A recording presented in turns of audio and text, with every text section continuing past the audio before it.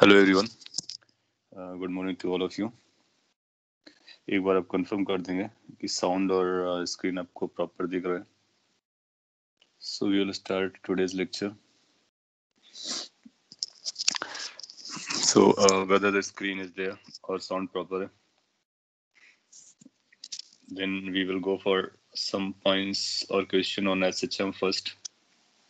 इसके बाद मॉड्यूल में आपके जो डाउट्स होंगे या फिर कुछ इंपॉर्टेंट क्वेश्चंस होंगे उनको पिक कर लेंगे।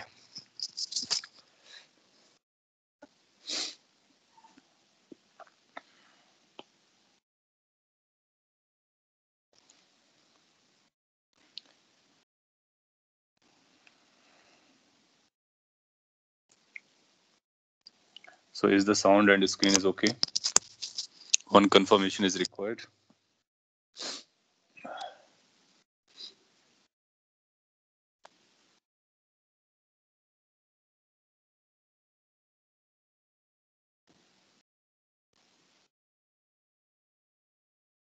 Okay, fine. Thank you for confirming. So SHM एक चैप्टर हम लोगों ने ऑलरेडी पढ़ रखा है, काफ़ी डिटेल में पढ़ रखा है, बहुत सारी चीज़ें पढ़ रखी हैं।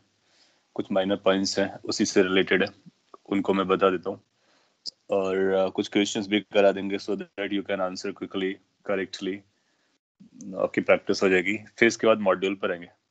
सो first of all some points we are going to discuss. SHM के बारे में डिटेल में नहीं बता रहा हूँ, बेसिक वाला part you already know. So suppose कर लीजिए कि आपको ऐसा दिया गया, पहले तो कुछ पॉइंट्स बता देते हैं। सिंपल पेंडुलम आपने पढ़ा था, सिंपल पेंडुलम का टाइम पीरियड आपको निकालना आता है। लेकिन अगर आपको पेंडुलम कुछ ऐसा दे दिया जाए, सपोज कर लीजिए ये जो है वो अर्थ है और आपने एक पेंडुलम यहाँ पे बनाया हुआ है।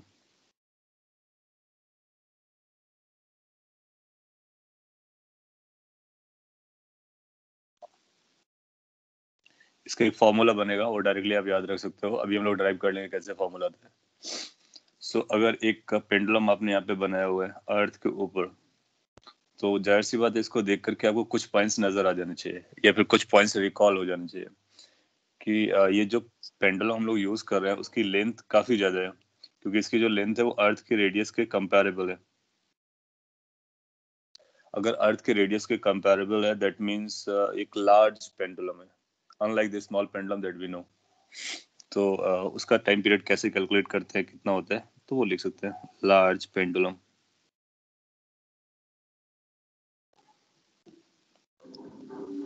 लार्ज पेंडुलम का हमारा मतलब है when length of the pendulum is not very small as compare to radius of earth. तो इसके लिए क्या हम t is equal to 2 π√L/g लगा सकते हैं या नहीं लगा सकते हैं, तो फिर इसमें क्या चेंजेस करने की जरूरत है। सो सपोज के लिए क्वेश्चन आएगा तो हम कैसे, अगर हमको नहीं पता है तो how we are going to proceed, वो मैं आपको बताता हूँ। टाइम पीरियड निकालने के लिए हम लोग क्या करते हैं, इसको थोड़ा सा डिस्टर्ब करते हैं और देखते हैं कि कैसे ऑसिलेट करने वाला है।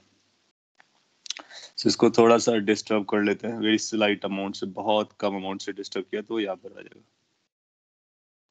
अभी भी जो मास है वो क्लोज टू अर्थ है, दो लेंथ बहुत ज्यादा है बट जो मास है वो क्लोज टू अर्थ है और मास की वजह से mg लगेगा। हम ये बोलना चाह रहे हैं कि g पे कोई इफेक्ट नहीं पड़ेगा स्मॉल डिस्प्लेसमेंट देने पर, तो थीटा को हमने स्मॉल बोला है। जब ये पार्टिकल यहाँ पर चला जाएगा देन यू विल फाइंड कि जो ग्रेविटेशनल फोर्स है that will act toward the centre. So gravitational force mg रहेगा लेकिन एक्ट इधर करेगा टुवर्ड द सेंटर। उस जो ब्लैक डॉटेड लाइन थी या नई पोजीशन थी उसको अगर आप इलोंगेट करोगे तो ये जो एंगल है ये कंपोनेंट बनाने में हेल्प करेगा ना। अगर ये थीटा एंगल गया तो इस एंगल को हम कुछ और नाम दे सकते हैं। लेट्स से इस एंगल का नाम हम फाई दे देते हैं, जो सेंटर ऑफ अर्थ से बना है। तो अगर आप एक ट्राइंगल देखोगे जिसमें ये L+R रेडियस है और ये R है और ये L है, इस ट्राइंगल के लिए ये जो एंगल है जिसकी हमको जरूरत थी, ये एंगल थीटा प्लस फाई बन जाएगा। बहुत छोटा सा लिखा जा रहा है बट आपको अगर समझ में आ रहा है तो काम हो जाएगा। अगर ये एंगल अपने को आइडेंटिफाइड होता है तो हम mg के दो कंपोनेंट करेंगे, एक अलोंग द स्ट्रिंग और एक परपेंडिकुलर टू द स्ट्रिंग। हमको पता है जो परपेंडिकुलर टू द स्ट्रिंग होता है ना, वही उसको रिस्टोरिंग टॉर्क देता है। आप एनर्जी मेथड भी लगा सकते हो, ये ज्यादा इजी रहेगा। तो रिस्टोरिंग टॉर्क आपको पता चल जाएगा। यहाँ पर आपको मिलेगा mg cos theta plus five, यहाँ पर आएगा mg sin theta plus five. ये इसलिए मैं सॉल्व कर रहा हूँ कि आप एग्जाम में सॉल्व कर सकते हो, बट अगर आपने ऑलरेडी सॉल्व कर रखा है तो आपके पास फॉर्मूला रहेगा। It will save your time as well as it will give you correct answer.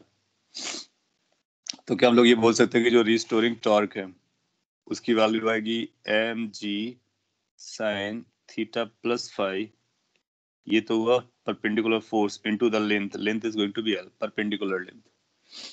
I get my point. अच्छा, जी में कोई फर्क नहीं पड़ा, क्यों? क्योंकि पार्टिकल अर्थ के क्लोज ही रहा। फिर आप बोलोगे कि इस रिस्टोरिंग टॉर्क को हम लोग ऐसा लिख सकते हैं एम जी l sine theta plus five. Again theta बहुत छोटा है, फाइव बहुत छोटा है, जिसको रफली हम लोग थीटा प्लस फाइव लिख सकते हैं। नाउ थीटा को क्या लिखेंगे? सपोज कर लीजिए आपने जो डिस्टर्ब किया था हॉरिजॉन्टल डायरेक्शन में, या फिर जो इसका मूवमेंट आर्क लेंथ है वो एक्स है, तो हम लिखेंगे जो आर्क लेंथ आएगी वो थीटा इंटू एल के बराबर हो जाएगी, और उसी की value radius of earth into five के बराबर भी हो जाएगी। पॉइंट है कि जो थीटा की वैल्यू है वो एक्स बाई एल है, एंड जो फाइव की वैल्यू निकल के आ रही है वो एक्स अपॉन आर आ रही है। यहाँ पे प्लेस कर देंगे।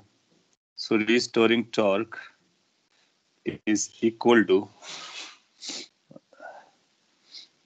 M G l into theta, which is x by L, phi, which is x upon RE. So we are getting that is coming as mgl in the bracket 1 upon L plus 1 upon RE into the displacement x. Now torque को हम लोग जानते हैं I alpha से भी लिख सकते हैं। Also torque is equal to I alpha. Equate करा देते हैं।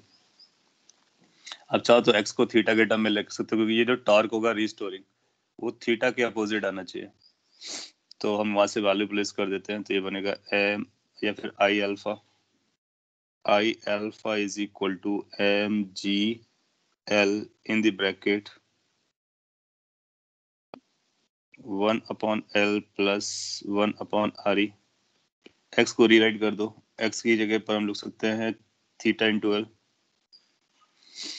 Theta into L.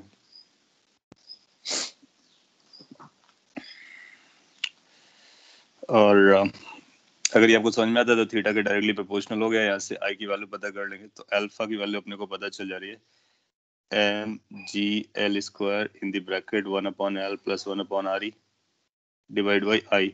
आई कितना होगा? मोमेंट ऑफ इनर्शिया, एक पार्टिकल है तो एम एल स्क्वायर हो जाएगा into theta. M L square cancel out कर दीजिए, तो ये बन रहा है G in the bracket 1 upon L plus 1 upon are E into theta. ये आपके लिए के का काम कर जाएगा, या फिर ओमेगा स्क्वायर का काम कर जाएगा, पॉर्डन। डायरेक्टली ओमेगा स्क्वायर यहाँ से आपको पता चल गया। जब ओमेगा स्क्वायर पता चल गया तो टाइम पीरियड कितना बनेगा यहाँ से पता कर सकते हैं। इसका रेसिप्रोकल हो जाएगा, तो ये बनेगा 2 pi under root 1 upon g 1 upon L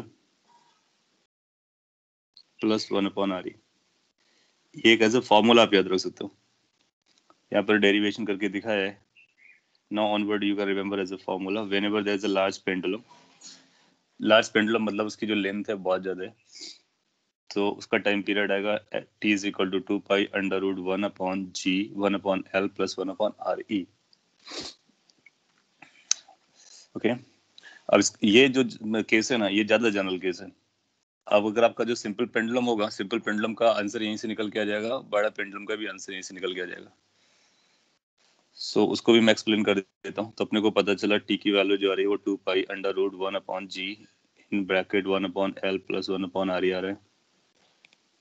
normal pendulum या सिंपल पेंडुलम,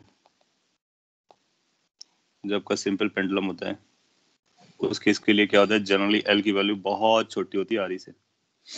अगर एल की वैल्यू बहुत छोटी होती है आर ई से, इसका मतलब है 1 अपॉन एल की वैल्यू बहुत बड़ी होती है 1 अपॉन आर ई से। सो ये नंबर बहुत बड़ा है, ये नंबर बहुत छोटा है, तो इस नंबर को ड्रॉप किया जा सकता है।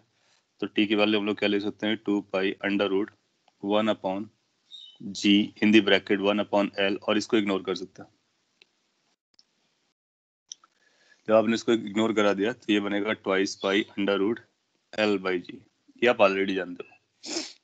कई बार आपसे ऐसा बोलेगा कि इनफाइनाइट पेंडुलम है, इनफाइनाइट लेंथ का है। अगर ये इनफाइनाइट लेंथ का पेंडुलम है आपके पास तो उसका भी आप डायरेक्ट आंसर याद रख सकते हैं। इसका मतलब एल की वैल्यू बहुत ज्यादा बड़ी है रेडियस ऑफ अर्थ से, यानी इतना बड़ा पेंडुलम बनाया कि यहाँ से स्पेस में बहुत दूर तक जाता है। तो फिर हमने को क्या करना है कि अगर ऐसा सिचुएशन है तो फिर इसका मतलब हुआ कि 1/L बहुत छोटा हो जाएगा 1/r से। तो 1/L वाले टर्म को इग्नोर कर देंगे तो टाइम पीरियड कितना आ जाएगा 2π√RE/g। ये भी बहुत इंपॉर्टेंट रिजल्ट है। सो ये एज ए रिजल्ट आप याद रख सकते हो, कौन सा केस आएगा अकॉर्डिंगली आप आंसर दे दोगे। ये आपके लिए नया है 2π√RE/g। ये इनफाइनाइट लेंथ के पेंडुलम का आंसर है और ये तो आप ऑलरेडी जानते हो। और ये जो है जनरल केस है। So these three you can remember. Okay, एक ये जो पॉइंट था मेरे को लगा कि बताना चाहिए और आपको याद भी रखना चाहिए। एक्स क्या है, एक्स वो आपने डिस्कस कर लिया, वो displacement from the mean position था। इसके बाद रिड्यूस मास मेथड भी आता है और ये SHM ऑफ 2 पार्टिकल है, ये भी छोटा सा पॉइंट है। रिड्यूस्ड मास मेथड क्या होता है, पहले उसका हम लोग डेरिवेशन कर लेंगे, फिर उसको हमेशा के लिए याद रख लेंगे, वो हमारे लिए मेथड हो जाएगा। जनरली आपसे ऐसा क्वेश्चन पूछेगा कि आपके पास दो ब्लॉक्स हैं और इन दोनों ब्लॉक्स को आपने स्प्रिंग से कनेक्ट कर रखा है। एक का मास m1 है, दूसरे का मास m2 है। इस स्प्रिंग का स्प्रिंग कांस्टेंट k है। फिर आप क्या करते हो कि इनको डिस्टर्ब कर देते हो, स्प्रिंग को थोड़ा सा डिस्टर्ब करोगे तो फिर ये ऑसिलेट करेगा, ये इधर आएगा, ये इधर जाएगा, फिर ये बाहर जाएगा तो ये भी बाहर जाएगा, इस तरह से ऑसिलेशन करेगा। अगर ये ऑसिलेशन करेगा तो इसका टाइम पीरियड कितना आएगा वो आपसे पूछता है, या फ्रीक्वेंसी कितना आएगा वो आपसे पूछता है। तो अपने को क्या करना है, एक वो सिचुएशन लेनी है जब इसको x कंप्रेस कर देते हैं x अमाउंट से। अब इसको टू बॉडी प्रॉब्लम ना सॉल्व करके आप सिंगल बॉडी प्रॉब्लम भी डील कर सकते हो। सपोज कर लीजिए स्प्रिंग को आपने कंप्रेस कर दिया x अमाउंट से, दोनों को मिला करके x अमाउंट से कंप्रेस्ड है। देन यू विल फाइंड कि अगर x अमाउंट से कंप्रेस्ड है तो इसके पास एक्सेलरेशन a1 आएगा, इसके पास इधर एक्सेलरेशन a2 आएगा। क्या हम a1 पता कर सकते हैं? यस, पता कर सकते हैं। a1 कितना लगने वाला है? a1 की वैल्यू आएगी F the spring force divide by m1। Spring force कितना आएगा k into X, that will be divide by m1। a2 भी पता कर सकते हैं, spring force divide by m2, that means kx divide by m2। So these are the accelerations. अच्छा, जो हमको टाइम पीरियड कैलकुलेट करना है ना, वो हम दोनों का एक साथ देख करके निकालें या एक के रिस्पेक्ट में दूसरे का निकालें, चलता है ना। सो हम लोग क्या करने वाले हैं कि इसको इस तरह से समझ लेंगे कि हमारे पास दो ब्लॉक ना होकर के एक ब्लॉक है, तो एक का रिस्पेक्ट ले लिया है और एक ब्लॉक यहाँ पे लगा दिया है। ये कितना है ये अपने को पता करना है। लेट से इसका मास m है, तो इस केस में हम लोग जानते हैं कि टाइम पीरियड कितना आता है, तो उसको हम लोग ऑलरेडी जानते हैं। एनीवे, अगर हम इसके रिस्पेक्ट में बात करते हैं तो अगर इसके रिस्पेक्ट में बात करेंगे तो ये जो ब्लॉक आएगा इसके पास एक्सेलरेशन आएगा a1 प्लस a2। ऐसा क्यों? क्योंकि अगर हमने m1 का रिस्पेक्ट लिया है देन यू विल फाइंड कि m1 का जो एक्सेलरेशन है स्यूडो बन करके इसको मिलेगा अपोजिट डायरेक्शन में, तो टोटल एक्सेलरेशन ही हो जाएगा। अगर टोटल एक्सेलरेशन ये हुआ है, इसको मतलब यहाँ पे कहीं इसका मीन पोजीशन रहा होगा, ये पहले आपने डिस्प्लेस किया था, तो रीस्टोरिंग फोर्स पता कर सकते हैं। रीस्टोरिंग फोर्स यस पता कर सकते हैं। How much restoring force is going to be, can we say कि जो रीस्टोरिंग फोर्स होगा वो a1 प्लस a2 से आएगा, या फिर ऐसा बोले कि रीस्टोरिंग एक्सेलरेशन निकाल लेते हैं, मास को अवॉइड कर रहे हैं, तो रीस्टोरिंग एक्सेलरेशन जो आएगा वो a1 प्लस a2 आ जाएगा। दोनों को रख देते हैं तो क्या आ जाएगा k upon m1 x plus kx upon m2। Can we write it as like kx within the bracket 1 upon m1 plus 1 upon m2, और इस तरह से लिख देंगे तब भी चलेगा। k within the bracket 1 upon m1 plus 1 upon m2 into x।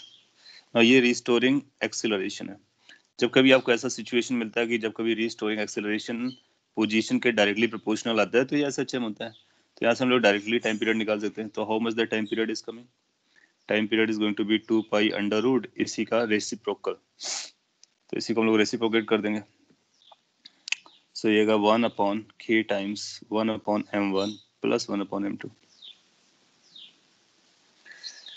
अगर आप चाहो तो इसको और भी सिंप्लीफाई कर सकते हो, तो ऐसे भी लिख सकते हो 2 पाई अंडर रूट, ये सब ऊपर चला जाएगा, m1 m2 divide by m1 plus m2 divide by k। कई बार लोग ये ऊपर वाले ब्रैकेट को एक पर्टिकुलर नंबर से डिनोट कर देते हैं, म्यू से, तो ये म्यू बाई k लिखा जा सकता है। सो ये जो टाइम पीरियड है, इसका एक्सप्रेशन आप ध्यान से देखो, एग्जैक्टली वही है 2 pi under root m by k, लेकिन जहां पर m एक नया नंबर है, म्यू। सो जब कभी दो ब्लॉक्स आपको दिए होते हैं तो उसका जो इफेक्टिव मास होता है, उस इफेक्टिव मास को हम म्यू पकड़ते हैं, और इसी को हम बोलते हैं रिड्यूस्ड मास। सो अगर हम रिड्यूस मास यूज करते हैं, देन यूल फाइंड कि इसका हम टाइम पीरियड डायरेक्टली बता सकते हैं, क्या होता है 2 pi under root m by k, m की जगह म्यू रख देंगे। फिर आपको याद रखना होगा ये म्यू क्या होता है, तो ये जो रिड्यूस मास होता है that is m1 m2 divide by m1 plus m2 होता है। So whenever you got a two bodies connected with a spring or something like that, you can always write the time period as of this case, which is 2 pi under root mu by k, और 2 pi under root mu by k में जो mu है वो reduce mass है, उसको हम m1 m2 upon m1 plus m2 के नाम से लिखते हैं। सो अपने को क्या रखना है, जब कभी ऐसा क्वेश्चन आएगा डायरेक्टली इस फॉर्मूले को आप यूज कर सकते हो जो लास्ट में बताया। तो ये कुछ पॉइंट्स थे जो आपके लिए वैल्यू एडिशन का काम करेंगे। इसके साथ साथ ही एक दो एग्जांपल मैं करा देता हूँ, और इस तरह के क्वेश्चन आपको मिलते हैं बार बार, तो उसको हम लोग जल्दी कैसे आंसर कर पाएंगे। आपने कुछ लिखा हुआ है, प्रीवियस स्लाइड सबको चाहिए क्या? प्रीवियस स्लाइड में ये प्रीवियस था सिंपल पेंडुलम का, उसके बाद ये सर सेंटर ऑफ मास तो रेस्ट पे रहेगा ना, तो उसी के रिस्पेक्ट में ले सकते हैं, बिल्कुल ले सकते हैं, आप सेंटर ऑफ मास से भी सॉल्व कर सकते हो। इस क्वेश्चन को हम लोग सेंटर ऑफ मास से भी सॉल्व कर सकते हैं, तो उसके लिए फिर आपको दो बॉडीज का अलग अलग लिखाना पड़ेगा, वहां से भी आपको आंसर लगेगा। बोलिए क्या डाउट है आपको इनफाइनाइट पेंडुलम के?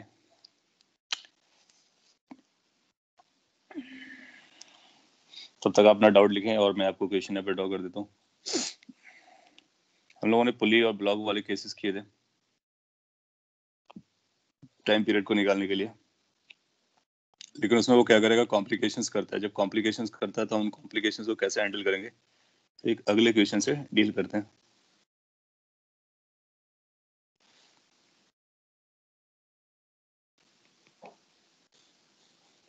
अगेन मैं सिंपली क्वेश्चन ले रहा हूँ, पहले ये m दिया गया है और ये k दिया गया है। पुली मासलेस है तो पुली को मासलेस रखेंगे, पुली इज मासलेस। आपको याद होगा कि हम लोगों ने मास वाली पुली के बारे में बात किया था, लेकिन उस केस में हम लोगों ने स्प्रिंग यहाँ पर लगाया हुआ था, यहाँ ऊपर नहीं लगाया था, तो इस केस में स्प्रिंग को ऊपर लगाया गया। क्वेश्चन है if m is slightly pulled downside from its equilibrium position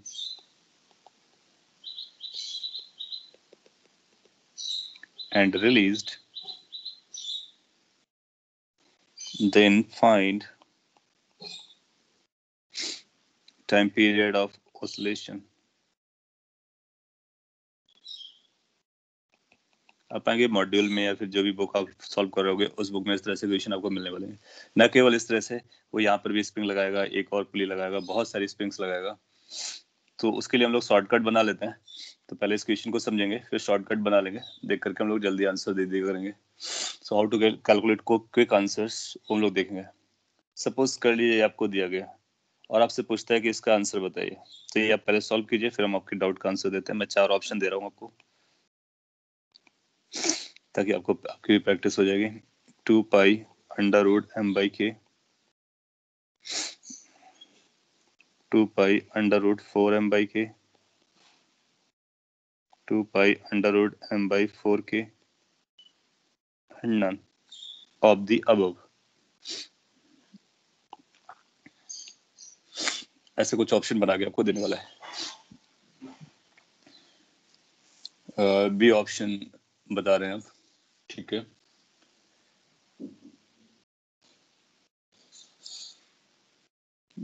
B option.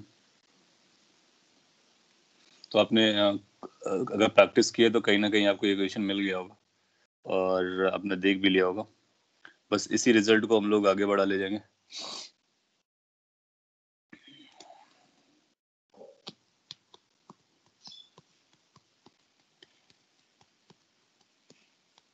ठीक है, सो सभी लोग बी बता रहे हैं, इसलिए बी को देखते हैं। हाँ, before we go this B part, आपने कुछ डाउट पूछा है। इनफाइनाइट पेंडुलम में उसका टाइम पीरियड फॉर्मूला वही आता है जो अर्थ टनल का आता है। हाँ, वो सेम आता है, that is a coincidence. Same formula आ सकता है कई केसेस में। सो इनफाइनाइट के लिए जो आ रहा है वो 2 π√r/g है, और यही आपने देखा था टनल के लिए। और आपने ये भी देखा था कि वो टनल अगर आप डायमीटर से बनाते हो तब भी वही रहता है, किसी भी कॉर्ड से बनाते हो तब भी वही रहता है। तो वो आपको याद रखना है जो जैसा है। एनीवे, इसको कैसे सॉल्व करते हैं, अगर आप बिल्कुल आपको आइडिया नहीं है अब में से किसी को, तो मैं थोड़ा सा आइडिया देकर के सॉल्व करता हूँ और फिर इसके रिजल्ट को कॉपी करना स्टार्ट कर देंगे। तो सॉल्व करने के लिए क्या करना होगा, तो थोड़ा सा मैं डिटेल में बता देता हूँ। मान लेते हैं कि पहले इक्विलिब्रियम पोजीशन पर है, ये इक्विलिब्रियम पोजीशन पर है। अगर ये इक्विलिब्रियम पोजीशन पर है तो उस समय टेंशन, लेट से इस पे जो टेंशन फोर्स होगा वो टी नॉट है। टी नॉट की वैल्यू किसके बराबर रही होगी, एम जी के बराबर रही होगी, क्योंकि वो बैलेंस कर रहा होगा। मोर ओवर उस समय लेट से स्प्रिंग का इलोंगेशन एक्स नॉट है इनिशियली। अगर स्प्रिंग का इलोंगेशन एक्स नॉट है तो ऊपर जो फोर्स लग रहा होगा के एक्स नॉट लग रहा होगा, और नीचे जो फोर्स लग रहा होगा 2 टी नॉट लग रहा होगा। तो हमारे पास एक और रिलेशन है, 2 टी नॉट की वैल्यू के एक्स नॉट के बराबर होगी। ये जो इक्वेशंस बनी है वो इक्विलिब्रियम कंडीशन के बारे में बनाई गई है, जहाँ पर x not is the elongation in the spring at the equilibrium condition and T not is the tension on this string. X not elongation है स्प्रिंग का और टी नॉट टेंशन है स्ट्रिंग का। इसके बाद आप क्या करते हैं, इसको स्लाइटली, जब कभी आपको टाइम पीरियड कैलकुलेट करना होता है तो हम यही मेथडोलॉजी लगाते हैं, एक्स अमाउंट से नीचे ले जाते हैं। आप एनर्जी मेथड भी यूज कर सकते हो, that's also there. Force method से कैसे करेंगे वो मैं बता रहा हूँ। अगर आपने इसको डाउन साइड एम अमाउंट से लेकर के आए हो तो रिस्टोरिंग फोर्सेस आएंगे, उन्हीं रिस्टोरिंग फोर्सेस को पढ़ना होता है। तो फिर से बीडी बनाते हैं। आप पाओगे कि ऊपर जो लग रहा होगा वो टेंशन टी है, यहाँ पे कैपिटल टी का मतलब हम लोग टेंशन यूज कर रहे हैं। नीचे कौन सा लग रहा होगा, एम जी लग रहा होगा। अगर इसको ओसिलेट करना है तो टोटल फोर्स ऊपर लगना चाहिए, restoring. So can we say कि जो रिस्टोरिंग फोर्स आएगा नया और स्लाइटली डिस्टर्ब करने के बाद वो टी माइनस एम जी के बराबर आएगा, टी माइनस एम जी के इक्वल आएगा। अच्छा, जो नया टेंशन आएगा वो इस पे कुछ इलोंगेशन कॉज करेगा। लेट से फर्दर इलोंगेशन जो आया वो, उसको समझते फर्दर इलोंगेशन कितना आएगा। आपने अगर इस वाली स्ट्रिंग को नीचे एक्स ले गए तो ये चाहेगा कि ये भी एक्स ऊपर जाए, लेकिन ये जाने से ये जा नहीं पाएगा। तो आप कंस्ट्रेंट रिलेशन से और अदरवाइज इसको सॉल्व कर सकते हो। तो आप रियलाइज करोगे कि अगर ये एक्स नीचे गया तो स्प्रिंग में फर्दर इलोंगेशन कितना आएगा। कि आपको समझ में आता है कि जो फर्दर इलोंगेशन आएगा उसकी वैल्यू x/2 आनी चाहिए। इसको हम लोग चेक कर लेते हैं एक बार के लिए। t.x is equal to 2t.x/2, उससे बैलेंस हो जाएगा, जिसको हम कंस्टेंट रिलेशन कहते हैं। या फिर आप ऐसे समझिए कि इसको अगर आप x अमाउंट नीचे ले जाओगे तो ये जो पुली है वो x/2 नीचे आएगी और स्प्रिंग भी x/2 नीचे आएगी। साथ ही साथ ये जो पुली है वो x/2 से रोटेट करेगा। तो रोटेट करने से इसको x/2 मिलेगा और स्प्रिंग के नीचे आने से भी x/2 मिलेगा। तो टोटल इसका कितना हो जाएगा, x। और अपने पास कंस्ट्रेंट मेथड भी है जिससे हम पता कर सकते हैं, यानी इलोंगेशन ये हो गया। तो अपने पास अब जो टेंशन बचा, tension twice T must be equal to k into x plus x naught, और x/2 प्लस एक्स नॉट, ऐसा लिखने वाले हैं। तो ये अपने को टी पता चल गया। यहाँ से टी की वैल्यू अगर आप निकालोगे तो ये बनेगा k/4x प्लस के एक्स नॉट बाई 2। अच्छा, के एक्स नॉट बाई 2 की वैल्यू किसके बराबर थी, टी नॉट के। टी नॉट की वैल्यू किसके बराबर थी, एम जी के। सो जो टी की वैल्यू आ रही है that is kx/4 plus m g. x/2 वो आप लोगों ने बोला, बिल्कुल सही बोला, x/2 is the correct answer. Anyway, अब टी की वैल्यू को आप यहाँ पे वापस कर लीजिए। सो जो रिस्टोरिंग फोर्स आ रहा है that will become kx/4 plus m g minus m g. ये टी की वैल्यू रखा और एम जी पहले से था, तो ये एम जे और एम जी आपस में एडजस्ट कर जाएंगे। सो पॉइंट इज की जो रीस्टोरिंग फोर्स है वो k/4 टाइम्स x हो जा रहा है। अगर रिस्टोरिंग फोर्स ये हो गया तो हमारा टाइम पीरियड भी निकल के आ गया, टाइम पीरियड t। अगर उसको स्मॉल t से लिखते हैं तो 2 पाई m/k आएगा, m/k इक्विवेलेंट, k इक्विवेलेंट की वैल्यू k/4 है। So that becomes your correct answer which you said B option. ये इसका डेरिवेशन है या सॉल्विंग है। तो जब कभी आपको कोई कॉम्प्लिकेटेड सिस्टम दिया जाएगा तो पहले आप उसका इक्विलिब्रियम कंडीशन लगाएंगे, फिर उस पार्टिकल को एक्स अमाउंट से डिस्प्लेस करेंगे, फिर देखेंगे जो रिस्टोरिंग लग रहा है वो रिस्टोरिंग फोर्स एक्स के डायरेक्टली प्रोपोर्शनल है, यस है, और उसके साथ कितना फैक्टर मल्टीप्लाइड है, वही इसको टाइम पीरियड में यूज करते हैं हम लोग ना। हम लोग क्या कर सकते हैं, हम लोग ये याद रख सकते हैं कि जब कभी पुली के सेंटर से कोई स्प्रिंग लगाएंगे आप, तो उसका जो के है उस के को हम के इक्विवेलेंट में कन्वर्ट कर सकते हैं। तो इसका जो इक्विवेलेंट वर्जन है वो k/4 होगा, ऐसा हम लोग याद रख सकते हैं, क्योंकि हम लोगों ने भी कैलकुलेट किया है। ये k/4 कैसे आ रहा होगा, इसमें दो चीजें इन्वॉल्व है, क्योंकि इसका टेंशन हमको चाहिए होता है, इसका टेंशन t होता है, तो यहाँ का टेंशन 2t हो जाता है, तो 2 फैक्टर वहां से आता है। दूसरा, इसका अगर हम लोग x इलोंगेशन करते हैं तो ये x/2 होता है। सो वो भी उसकी वजह से 2 फैक्टर वहां पर आता है, तो इफेक्टिवली कितना फैक्टर होता है, 4 फैक्टर होता है। So this can be replaced as a equivalent k/4। तो ये सारे केसेस में लगेगा, क्योंकि सारे केसेस में यही चल रहा होगा, तो इसको हम k/4 से याद रख सकते हैं। अगर ऐसा याद रखा तो हमारा आंसर आएगा 2 pi under root m divide by k equivalent, k equivalent से आंसर हो जाएगा। इसको यूज करके हम कैसे आंसर दे सकते हैं, सपोज कर लीजिए आपको ये क्वेश्चन दिया गया,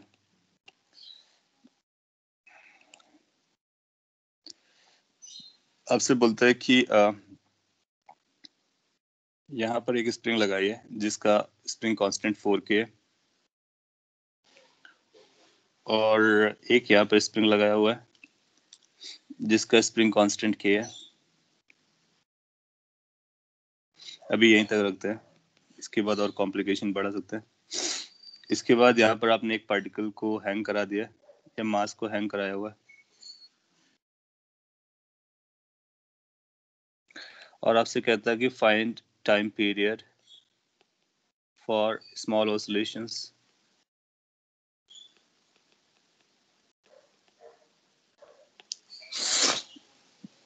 So can we find the time period of this arrangement?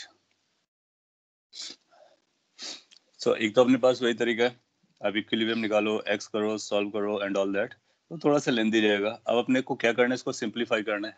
कैसे सिंप्लीफाई कर सकते हैं, आप देखोगे कि इसका जो इक्विवेलेंट है उसको इसको हम लोग k1 मान लेते हैं इक्विवेलेंट में। अगर इसको हमने k1 पकड़ा तो ये आएगा whatever it was divide by 4, k/4, यानी ये किसके बराबर आ गया, k के बराबर आ गया, क्योंकि हम जानते हैं k/4 ऊपर लगता है जब यहाँ पे कनेक्टेड होता है। अच्छा, इसका हम इतने पोर्शन का हम लोग ऑलरेडी सुपर पोजिशन ये भी चल रहा है, इतने पोर्शन का हम लोग ऑलरेडी टाइम पीरियड निकाल चुके हैं, और उसमें हम लोगों ने देखा था कि अगर पुली मासलेस है तो ये पूरा का पूरा रोल प्ले करता है। तो ये इसको हम बोल सकते हैं कि ये हमारे लिए k2 है, और k2 के लिए पूरा का पूरा k आता है। तो बेसिकली अपने पास दो स्प्रिंग्स हैं जो आपस में कनेक्टेड है, इक्विवेलेंटली हम ऐसा दोनों को यूज करने वाले हैं। अच्छा, अब हमने को ये देखना कि ये जो कॉम्बिनेशन है स्प्रिंग्स का, ये कौन सा कॉम्बिनेशन है, whether this is a parallel combination और दिस सीरीज कॉम्बिनेशन। उसके लिए भी अपने को क्या समझना होता है कि जो डेफिनेशन थी, इसका जो डिस्प्लेसमेंट आप कॉज करने वाले हो, इसके डिस्प्लेसमेंट की जो वैल्यू है, अगर दोनों के इलोंगेशन के सम से आ रही है या कंप्रेशन के सम से आ रही है तो हम बोलते हैं वो सीरीज कॉम्बिनेशन है, और अगर दोनों में बराबर बराबर आ रहा है तो उसको हम पैरेलल बोलते हैं। सो आप देखोगे कि जो भी ये ब्लॉक डाउन साइड जाएगा, कुछ पोर्शन ये शेयर करेगा, कुछ पोर्शन ये शेयर करेगा। दैट मीन्स ये जो एक्स अमाउंट है इसका कुछ एलोंगेशन फर्स्ट पर आएगा, कुछ एलोंगेशन सेकंड पर आएगा, तो इसका मतलब फर्स्ट और सेकंड के कंट्रीब्यूशन से टोटल एलोंगेशन आ रहा है। इसका मतलब इसको हम लोग कैसे ट्रीट करेंगे, सीरीज कॉम्बिनेशन में।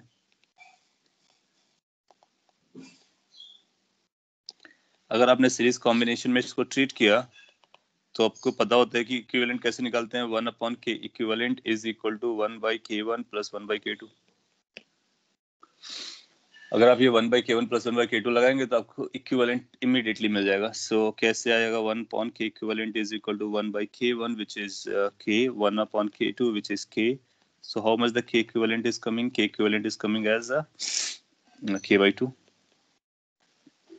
So how much the time period is going to be? Time period is going to be 2 pi under root m by K equivalent, which is 2 pi under root 2m by K. How series और how 4K वाला 4 कैसे हुआ? मैं फिर से बोलता हूँ, ये सिंपली आपकी कैलकुलेशन को फास्ट करने के लिए और जो आपने अभी तक इंडिविजुअली सॉल्व किया उसको एक साथ सुपरपोज कराने का बात चल रहा है। अदरवाइज आप जानते हो कि इसमें थोड़ा सा टाइम टेकिंग होता है। पिछले वाले एग्जाम्पल पर आते हैं। ये हम लोगों ने देखा कि इसका जो टाइम पीरियड आता है वो ये आता है, सॉल्व भी किया। हमको ये पता चला कि यहाँ पर जो स्प्रिंग होती है उस स्प्रिंग को हम इक्विवेलेंटली ट्रीट करना चाहें तो उसके के को चेंज करना पड़ेगा। उसके के को हम के नहीं रख सकते हैं और फिर वो इससे कनेक्टेड जैसा ट्रीट किया जा सकता है। That means this system can be understood like this without pulley. कर सकते हैं ऐसा? बिल्कुल कर सकते हैं, लेकिन इस समय ये जो के आएगा वो इक्विवेलेंट आएगा। और इक्विवेलेंट कितना आता है? जो स्प्रिंग का दिया गया दैट बाई 4। तो दिस बिकम के बाई 4। कर सकते हैं। और अगर इसको इससे रिप्लेस कर दिया तो हमारे टाइम पीरियड पे कोई फर्क नहीं पड़ता है। अब इसके बाद हम आगे बढ़ते हैं। यहाँ पर ये 4K लगा हुआ था। अगर ये 4K था तो इसका इक्विवेलेंट वर्जन कितना आएगा? जो भी इसका स्प्रिंग कांस्टेंट दिया गया डिवाइड बाई 4। ये 4 से क्यों डिवाइड कर रहे हैं? उसके पीछे रीजन है कि अभी हम लोगों ने देखा था बाई 4 आ जाता है, तो इसलिए के बराबर हो गया। फिर इसका हम लोग ऑलरेडी सॉल्व कर चुके हैं। Please turn the mic and you are also asking about resharing of the screen. ठीक है, मैं रीशेयर करता हूँ, तब तक बाकी लोग इसको नोट कर लें, फिर हम आपको इससे रिलेटेड और भी क्वेश्चन दे देंगे।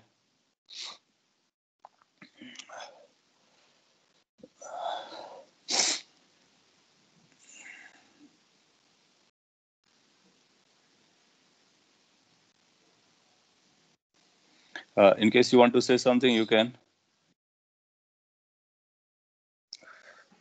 माइक को ऑन कर दिया आपके लिए।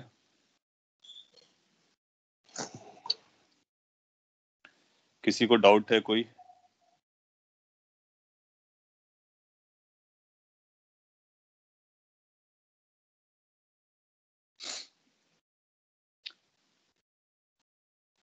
We are saying for daily basis.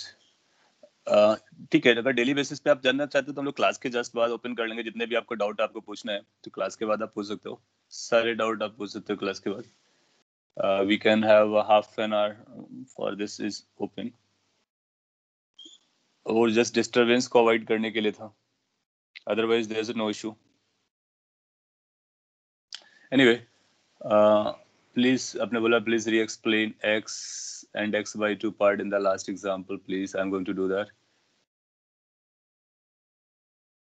Okay okay, discussion class के लिए। हाँ, अभी हम लोग डिस्कशन स्टार्ट करेंगे तो डेफिनेटली ओपन कर लेंगे, चलेगा। आपने कुछ और पूछा है?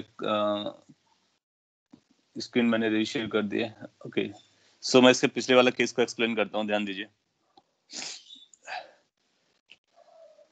ये okay that's good, you should not, चलेगा। यहाँ पर एक बार मैं फिर से एक्सप्लेन कर देता हूँ, क्योंकि आप में से कई लोगों को हो सकता है ये थोड़ा सा चैलेंजिंग गया हो।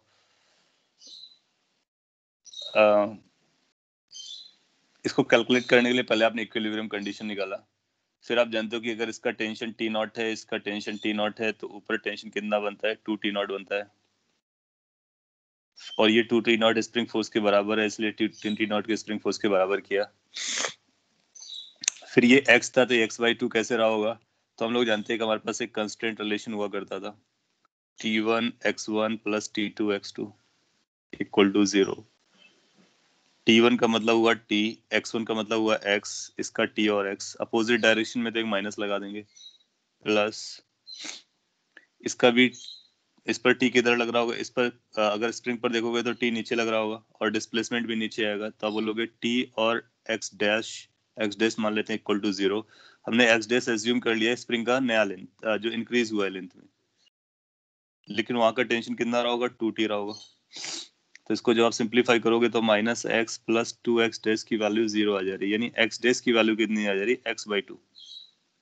ये मैथमेटिकल है कि अगर आपने इस ब्लॉक को x अमाउंट से नीचे ले गया तो स्प्रिंग में कितना नया एलोंगेशन आएगा, कितना एक्स्ट्रा एलोंगेशन आएगा। उसका एक्स्ट्रा एलोंगेशन x/2 आता है, वो मैथमेटिकली प्रूव करके दिखाया। और अदरवाइज मैंने कैसे एक्सप्लेन किया कि अगर ये आपका x नीचे जाता है तो इसको दो चीजें लेके जा रही होंगी, एक तो पुली का घूमना, दूसरा पुली का नीचे जाना। और सिंस ये रोलिंग चल रही होती है तो रोलिंग में घूमना और नीचे जाना दोनों बराबर होता है, इसलिए हाफ हाफ आता है। सो जो डाउन साइड पुली गया होगा वो आधा गया होगा, दैट मीन्स स्प्रिंग में आधे अमाउंट के बराबर इलोंगेशन आया होगा और हाफ पोर्शन को रोटेट करके कवर कर रहा होगा। ओके, ये अगर क्लियर हो गया हो तो हम लोग आगे बढ़ सकते हैं कि इक्विवेलेंट कैसे, सीरीज कैसे हुआ। सीरीज के लिए ऐसा बोला गया कि इसका कंट्रीब्यूशन इलोंगेशन का और इसके इलोंगेशन का कंट्रीब्यूशन दोनों मिलाकर के टोटल इलोंगेशन करता है। तो जब कभी हम लोगों ने सीरीज और पैरेलल कॉम्बिनेशन पढ़ा था तो हम लोगों ने ये बात स्टडी किया था कि अगर टोटल इलोंगेशन इंडिविजुअल इलोंगेशंस के एडिशन से आता है तो हम उसको सीरीज कॉम्बिनेशन कहते हैं, और अगर सभी का बराबर आता है तो फिर हम उसको पैरेलल कॉम्बिनेशन कहते हैं। अब हम आपको अगला क्वेश्चन देते हैं, फिर आपके डाउट्स जो होंगे वो मैं रीड कर लेता हूँ। सो इसको आप सॉल्व करके कोशिश कीजिए आंसर देने की। इसके बाद हम लोग आते हैं कि आपके मॉड्यूल पर डायरेक्टली। ये जो प्रैक्टिस है वो आपको जल्दी आंसर देने में हेल्प करेगी, इसलिए मैंने आपको ये प्रैक्टिस कराना है।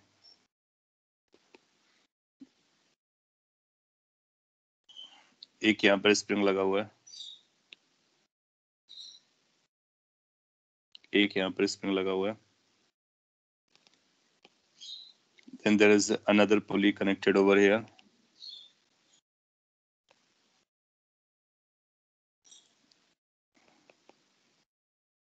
and then you can have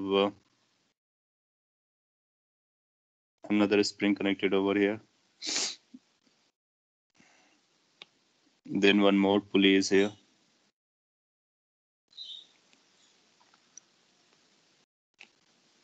and this pulley also has a spring, and let's say that's all.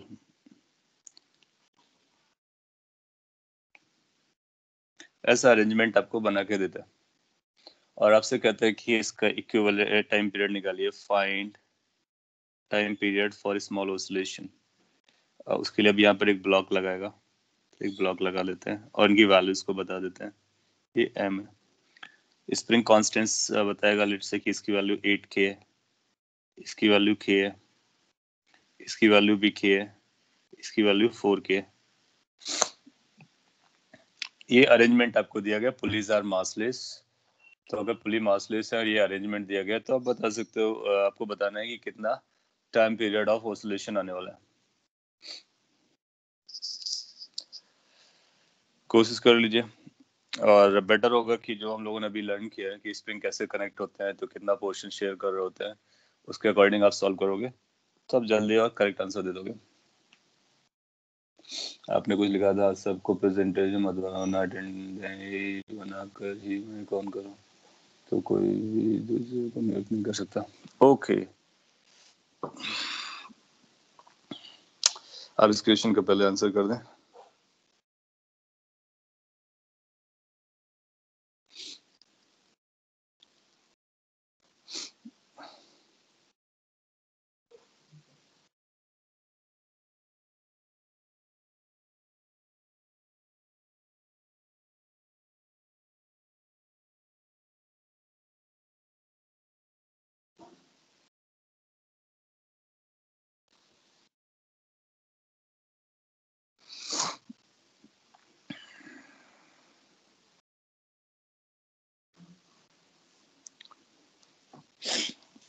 Check कर सकते हो, आपको अनम्यूट करने की परमिशन दे दिया।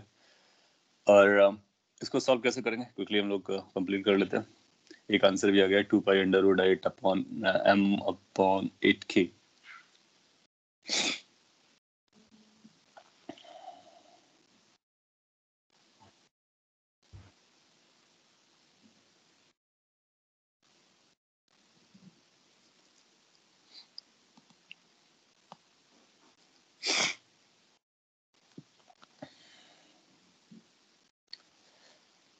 सी सॉल्व करते हैं।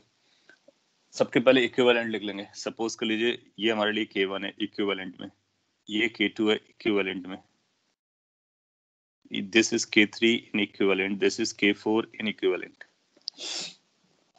तो इक्विवेलेंस इंडिविजुअल के इक्विवेलेंस में कितना कितना है, तो K1 की जो वैल्यू आएगी आप देखोगे कि इसके सेंटर से कनेक्टेड है, सो इफेक्टिवली बाई 4 आता है।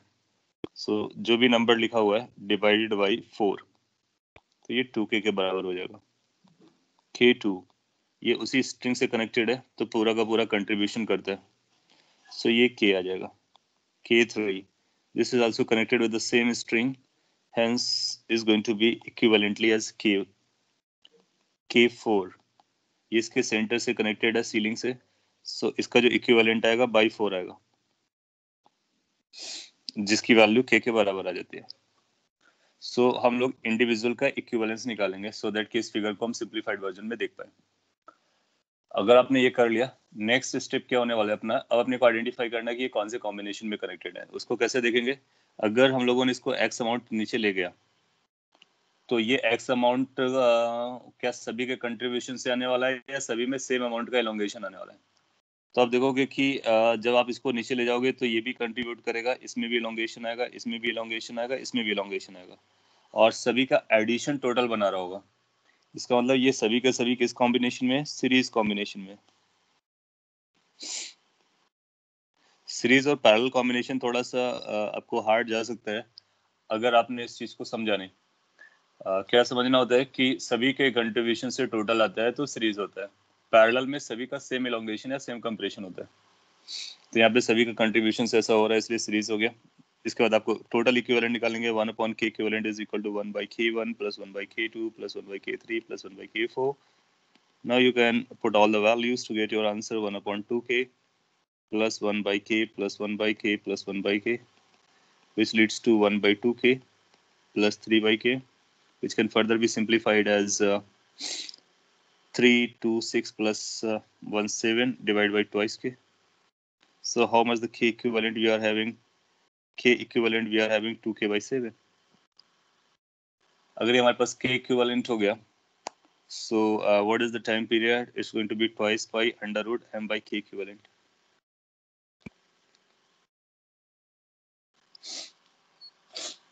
और अपने पास एक बेसिक मेथड तो है। बेसिक मेथड क्या है, आप सभी को एक एनर्जी मेथड भी लगा सकते हो, आपके पास एनर्जी मेथड है, वहां से भी सॉल्व कर सकते हो, बट उस सब में टाइम लगने वाला है। फोर्स मेथड अभी हम लोगों ने डिस्कस किया। इक्विवेलेंट यानी सुपरपोजिशन लगा सकते हो सारी स्प्रिंग्स का, इसको अलग से इसका प्लस इसका और इनको आपस में हैंडल कर सकते हो।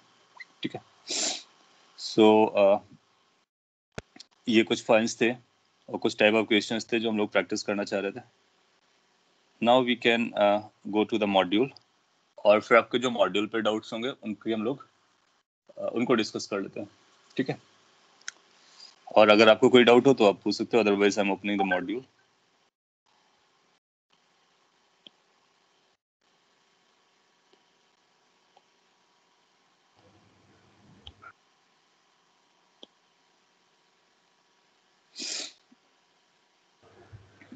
Excuse me, sir.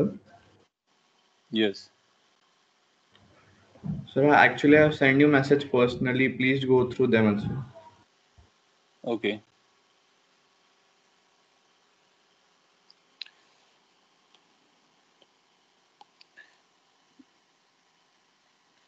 I am opening the module. उसके बाद हम लोग मॉड्यूल के एक्सरसाइज 1 से स्टार्ट कर लेंगे। बाकी फिर आपके जितने भी डाउट्स होंगे 1 बाय 1 हम इसको हैंडल करना स्टार्ट कर लेंगे।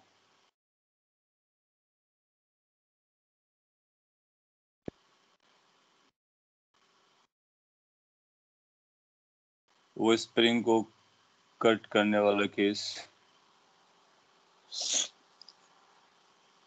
ओके, एक छोटा सा पॉइंट होता है स्प्रिंग को कट करने का, सो उसके बारे में भी मैं आपको बता देता हूँ, फिर स्टार्ट करते हैं। इसको साइड में कर दिया। ये हम लोगों ने स्प्रिंग केस में पढ़ा था। सब आपके पास अगर ये स्प्रिंग है और इसको कट कराता है, इसका स्प्रिंग कांस्टेंट के है और इसका लेंथ एल दिया गया है, तो आपको कैलकुलेट करना होता है कि इसको अगर आपने कट कर दिया, लेट से इसको L1 अलग कर लिया, L2 अलग कर लिया, इसको अपने नोट्स में ऐड कर सकते हो अगर आपने पहले नहीं किया है। तो इसका K1 कितना होगा, इसका K2 कितना होगा। अभी एक दिन हम लोगों ने बात भी किया था इसके बारे में, जनरल फॉर्मुलेशन टाइप का था कुछ। सो अपने को क्या करना होता है, अपने को पता है कि L1 प्लस L2 की वैल्यू किसके बराबर होगी, L के बराबर होती है, रख देते हैं। और K की वैल्यू क्या होती है, K is A Y A upon L। Elasticity आप पढ़ चुके हो तो डायरेक्टली आपको पता है कि ये क्या होता है। सो L और K रेसिप्रोकल होते हैं, तो 1 upon K 1 plus 1 upon K2 is equal to 1 upon L होता है, 1 अपॉन K होता है। सो जब हम स्प्रिंग को कट करते हैं तो उसका K कैसे बदलता है, उसके लिए ये इक्वेशन आपको याद रखनी है। फिर अब आपसे कैलकुलेट कराएगा कि अगर L1 L2 दिया है तो बताइए K1 कितना होगा, K2 कितना होगा, या रेशियो दिया गया है तो बताइए कितना होगा। तो अकॉर्डिंगली हम लोग बात कर सकते हैं। हम लोग ऐसा भी बोल सकते हैं कि K1 अपॉन K की जो वैल्यू आएगी वो L अपॉन L1 के बराबर आ जाएगी, यानी K1 की वैल्यू कितनी आ जा रही है, K1 is becoming equal to L K divide by L1।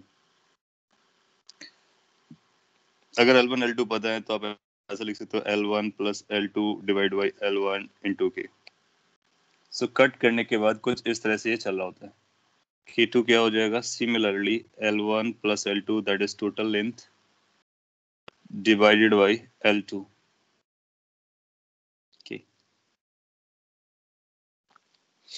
सो हम K1 और K2 को पता कर सकते हैं। पॉइंट है इसकी, जब हम स्प्रिंग को कट करते हैं, जितना कट करते हैं उसके रेसिप्रोकल के फैक्टर से K में चेंज आता है। ठीक है, तो इसको अपने नोट्स पे डाल लीजिए। K1 K2 बोलेगा, कभी आपको रेशियो दे देगा कि 1:2 रेशियो में, तो ये रेशियो को रख सकते हो, तो वहां से भी आपको आंसर मिल जाएगा। Now we can go for this exercise वाला पार्ट। मैं एक्सरसाइज 1 ओपन कर रहा हूँ और इजी क्वेश्चन है 1 में, बट स्टिल अगर आपको कंफ्यूजन डाउट है तो आपको पूछना होगा। एक्सरसाइज 1 के कुछ क्वेश्चंस आपने पूछे हैं, मैं उनको कॉपी कर लेता हूँ और फिर उसको डिस्कस करेंगे। 24, 41 भी है, और स्टार्ट से अगर लिखना चाहें तो एक 5 है, देन 9 है, देन 19 है, और उससे पहले 12 भी है, 19, 22, 24, 26,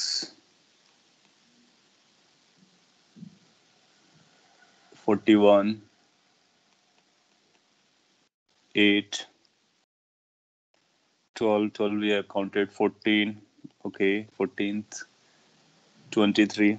आपको जो भी डाउट हो आपको जरूर मेंशन करना चाहिए, और उसके बाद हम लोग डिस्कस कर लेंगे। May be simple, may be difficult, it hardly matters, क्योंकि आपको लर्न करना होता है।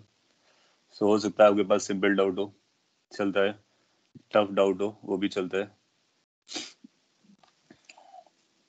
38,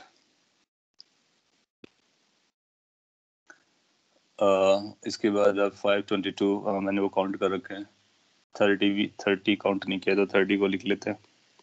कुछ एडिशन आए यहाँ पे, 35, 38 we have counted it, 43। Okay, इसके बाद बाउजेस भी कोई रहता है तो आप बीच में बोल सकते हो कभी भी। हम लोग आगे बढ़ते हैं और मैं आपको आइडिया देने की कोशिश करूंगा, और आपको अगर आंसर पूरा निकालना हो, अगर इफ यू वांट कि हम कंप्लीट आंसर निकालें तो जरूर बोलिए, मैं उसको सॉल्व करके आंसर तक ले जाता हूँ। सो क्वेश्चन नंबर 5 पर आते हैं पहले।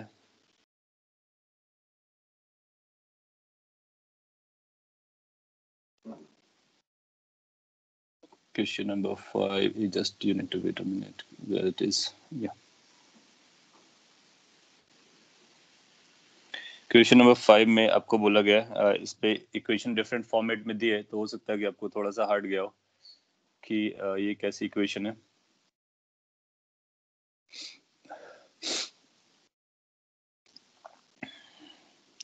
सो ये 5 है, मैं 5 को सॉल्व करता हूँ। सर इक्वेशंस y ये दिया गया, दूसरा ये दिया गया, यस। सर वो इक्वेशन जो फर्स्ट वाली वो तो कॉस स्क्वायर में जा रही थी, फिर वो तो एसएचएम है ही नहीं। हाँ, तो ये भी क्वेश्चन आपसे पूछ सकता है कि क्या ये एसएचएम है या नहीं, क्या ये एसएचएम है या नहीं, वो अपने को आंसर भी देना होता है। जैसे पहला ऑप्शन है कि only one of these is SHM, तो क्या आपको ये समझ में आ रहा है कि सेकंड एसएचएम डेफिनेटली है। सेकंड जो है दो एसएचएम का कॉम्बिनेशन है। तो फर्स्ट के साथ क्या चल रहा है वो मैं आपको बताता हूँ। y is equal to twice a cos square omega T लिखा हुआ है। इसको हम लोग ऐसा भी लिख सकते हैं a2 cos square omega T. cos square theta का फॉर्मूला आपको पता होता है 2 cos स्क्वायर थीटा, या फिर cos स्क्वायर थीटा को। तो अगर हमको अपने पास एक कुछ ऐसा फॉर्मूला रहता होगा मैथ्स में कि क्या इसको हम ऐसा लिख सकते हैं कुछ 1 plus cos 2 theta. cos 2 theta, theta हमारा ओमेगा डी चल रहा है। मैथमेटिकली आप एक बार वेरीफाई कर लीजिए। So 2 cos square theta can be written as 1 plus cos 2 theta, isn't it? So अगर ऐसा लिख सकते हैं तो ये बन गया y is equal to a plus a cos 2 omega t। इसको आप चाहो तो ऐसे भी लिख सकते हो y minus a is equal to a cos 2 omega t। ये y minus a लिखने का मतलब क्या हुआ, इसको आप नया y दे दीजिए ना, y डैश नया y, यानी कि इसमें y कोऑर्डिनेट थोड़ा सा शिफ्टेड है, बाकी इक्वेशन क्या है cos omega T sine omega T type की है, सिंगल पावर में कन्वर्ट कर लिया है। तो अगर हम किसी इक्वेशन को इस फॉर्मेट पे ले जा सकते हैं साइन और कॉस के टर्म में बिना पावर के, तो फिर वो एसएचएम होता है। सो ये आप बोलोगे this is SHM. So first भी एसएचएम है। सेकंड क्या है, सेकंड फर्स्ट एक एसएचएम और दो एसएचएम का लीनियर कॉम्बिनेशन है। सो दो एसएचएम जो सेम ओमेगा के होते हैं, एक ही डायरेक्शन में हो रहे होते हैं, उनका रिजल्टेंट भी एसएचएम आता है। हम लोगों ने बात किया हुआ है। सो ये हम लोग ऑलरेडी बात कर चुके हैं कि अगर दो एसएचएम एक ही डायरेक्शन में सेम फ्रीक्वेंसी की हो रही होती है तो रिजल्टेंट भी एसएचएम आता है। इसका मतलब ये दूसरा भी एसएचएम है, पहला भी एसएचएम है। सो ए ऑप्शन जो है ना वो रॉन्ग हो जा रहा है। फिर रेशियो ऑफ मैक्सिमम स्पीड वो आप निकाल सकते हो। मैक्सिमम स्पीड किसके बारे में बात कर रहा है, एसएचएम की मैक्सिमम स्पीड, वाई की मैक्सिमम, इसको डिफरेंशिएट करो और मैक्सिमम वैल्यू को चेक कर लो। सो V1 की फर्स्ट की मैक्सिमम वैल्यू कितनी आएगी, फर्स्ट का जो एम्पलीट्यूड है ना वो ए है, इसको जब डिफरेंशिएट करोगे, लेकिन फ्रीक्वेंसी कितनी है, ट्वाइस ओमेगा है। सो ए ओमेगा होती है ए इंटू 2 ओमेगा। V2 के बारे में क्या बोलोगे, इसका एम्पलीट्यूड कितना हो जाएगा, अंडर रूट स्क्वायर करके देखोगे तो 2 ए एम्पलीट्यूड आएगा, ओमेगा से चल रहा है। ये मैक्स वेलोसिटीज है, तो V1 बाई V2 का रेशियो कितना हो जाएगा, 1 हो जाएगा। मैंने दूसरा कैसे लिखा वो आपको समझ में आया। दूसरा इक्वेशन जो था ना, इसका दूसरा जो एसएचएम दिया गया, इसका आपसे एम्पलीट्यूड पूछ सकता है, रिजल्टेंट एम्पलीट्यूड। तो हम जानते हैं रिजल्टेंट एम्पलीट्यूड कैसे निकालना होता है, तो रिजल्टेंट एम्पलीट्यूड उसका ट्वाइस से आएगा, फ्रीक्वेंसी ओमेगा ही रहेगी। या फिर उसमें भी आप साइन कॉस लगा करके उसको भी सिंपलीफाइड वर्जन पे लिख सकते हो। और अदरवाइज हम लोग क्या जानते हैं कि जो वेलोसिटी होती है वो dy बाई dt होती है। पहले को डिफरेंशिएट कर दो, दूसरे को डिफरेंशिएट कर दो, फिर इसको मैक्सिमाइज कर दो, तो वहां से वेलोसिटी मैक्सिमम निकल के आ जाएगी। तो कैसे भी आप इसको ट्राई कर सकते हो। तो इसका सी आंसर करेक्ट हो जाना चाहिए। मैक्सिमम वेलोसिटी स्पीड्स का रेशियो 1:1 आ जाएगा। मैक्सिमम एक्सेलरेशन का पूछेगा तो आपको पता चल गया, इसका ओमेगा ट्वाइस है, इसका ए है, इसका ए ट्वाइस है, इसका ओमेगा ए है, आप चेक कर सकते हो। तो ए ओमेगा स्क्वायर करोगे तो ये 4 हो जाएगा, ए ओमेगा स्क्वायर करोगे तो ये 2 हो जाएगा। 4:2 दैट मीन्स कुछ 2:1 टाइप का आना चाहिए। y माइनस ए क्या है, y minus A is just coordinate shift. जो क्या होता है ना कि जैसे अपना मैथ्स में आपने पढ़ा होगा, नहीं पढ़ा होगा तो आपको आगे पढ़ने को मिलेगा कि अगर हमको y इक्वल टू एक्स पता होता है, y का ग्राफ पता होता है, तो y माइनस सम नंबर का भी हम बना लेते हैं, क्योंकि ये इक्वेशन ये होता है y इक्वल टू 0 वाली लाइन।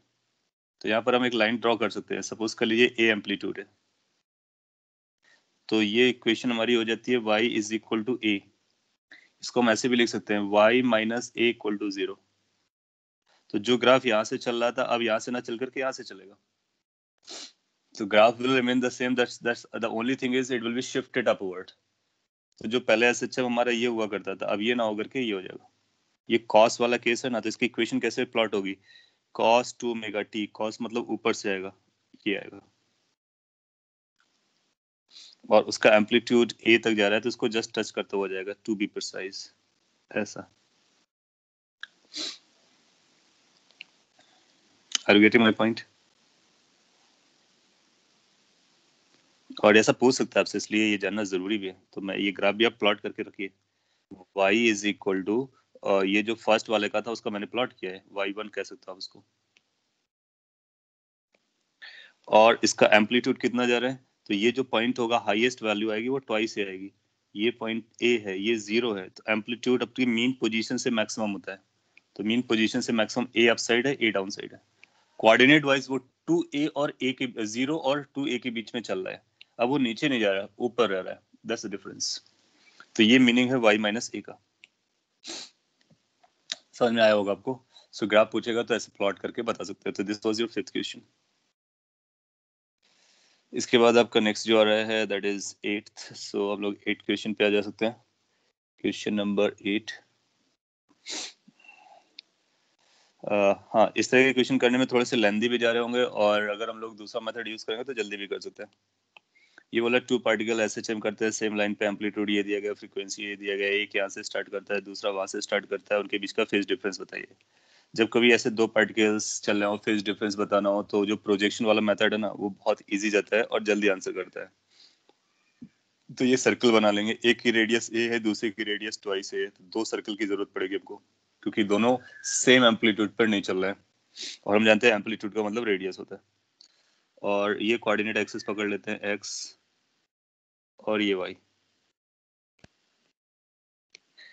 इसको प्लॉट करना पड़ेगा, तो ये वाई है हमारे लिए, और इसको भी एलोंगेट कर देते हैं एक्स से। अब इसको दिखाते हैं कि सपोज कर लीजिए वाई एक्सिस में हम लोग प्रोजेक्शन देखना चाहते हैं। पहला पार्टिकल ए एम्पलीट्यूड का है, तो ये ए रेडियस का है, ये ट्वाइस ए रेडियस का है, तो पहला पार्टिकल अंदर अंदर वाले केस में होगा। क्वेश्चन नंबर 8 को मैं डिस्कस कर रहा हूँ। आप दूसरे मेथड से भी कर सकते हो, सिंपल बेसिक लाइन को बना करके। तो दोनों की फ्रीक्वेंसी सेम है, ठीक है। It is observe that when first particle is at a distance a/2, तो ये a/2 पर होगा, यहाँ पर कहीं है, a/√2 rather, not 2, from the origin, ये ओरिजिन है, और गोइंग टूवर्ड्स मीन पोजीशन, तो ये पहला पार्टिकल यहाँ पर है, ये फर्स्ट पार्टिकल है पहले वाले सर्कल का, ठीक है। और ये किधर जा रहा है, टूवर्ड्स मीन पोजीशन जा रहा है, यानी इसको नीचे आना चाहिए, प्रोजेक्शन को नीचे आना चाहिए। इन केस ये प्रोजेक्शन नीचे आना चाहता है तो पार्टिकल को इस तरह से चलना पड़ेगा, क्योंकि अगर ये ऊपर की तरफ जाएगा तो फिर ये प्रोजेक्शन ऊपर चला जाएगा, तो ये नीचे की तरफ आ रहा है, ये अपने को पता चला। फिर बोलता है कि other particle is eight extreme position on the other side of the mean position, तो ये मीन पोजीशन के अदर साइड यानी वो यहाँ पर है,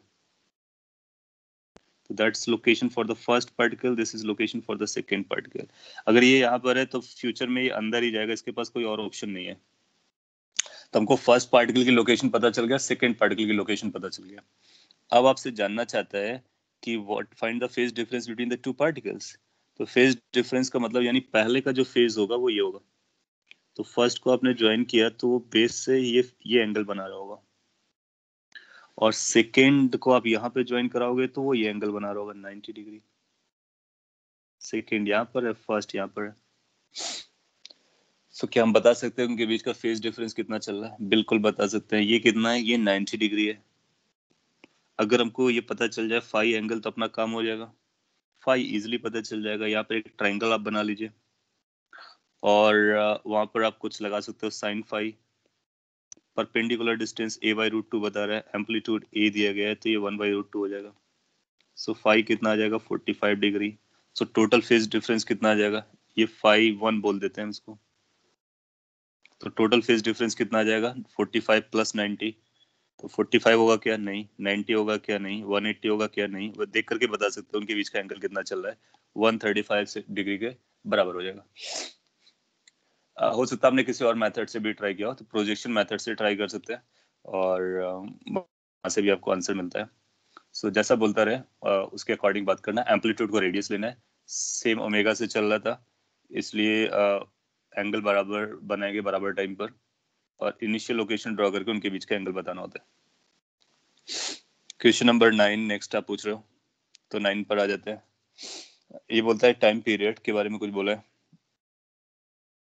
time period of a particle in simple harmonic motion is equal to the smallest time between the particle acquiring a particular velocity v. The value of v is. तो इसको फिर से समझते हैं कि क्या बोलना चाह रहा है ये. टाइम पीरियड के बारे में कुछ बोल रहा है, तो पहले एक पिक्चर बना लेते हैं, इससे ज्यादा अच्छा लगेगा और समझ में भी आएगा. Time period of particle in simple harmonic motion is equal to the smallest time between the particle acquiring a particular velocity v. हम लोग जानते हैं कि अगर ये पार्टिकल अपना मीन पोजीशन पर है, ये इसका एक्सट्रीम है, ये एक्सट्रीम है, पार्टिकल अगर ऐसे चलता है तो यहाँ जाएगा, फिर ये यहाँ आएगा, फिर ये यहाँ से ऐसा आता है. ठीक है. और इसकी जो वेलोसिटीज होती हैं वो यहाँ पर इसकी अपोजिट आएगी. यहाँ पर जो वेलोसिटी होती है वो 0 होती है, यहाँ पर जो वेलोसिटी होती है वो 0 होती है. और टाइम पीरियड के बारे में पूछता है, is equal to the smallest time between the particle acquiring a particular velocity v. ठीक है, तो v क्या हो सकता है ये आपको बताना है. तो ये कहना चाह रहा है, अब इसकी मीनिंग को मैं डिकोड करके आपको बताता हूँ, फिर इसके बाद आप आंसर खुद ही दे दोगे. मैं बता दूं आपको, आपने कुछ लिखा the smallest time is T है ही नहीं हो सकता, वो तो कम होगा ना. हाँ, वही आपको समझना. देखो इसकी जो लैंग्वेज है ना, वो आपने पकड़ लिया, समझ लिया, तो अपना आंसर हो जाता है.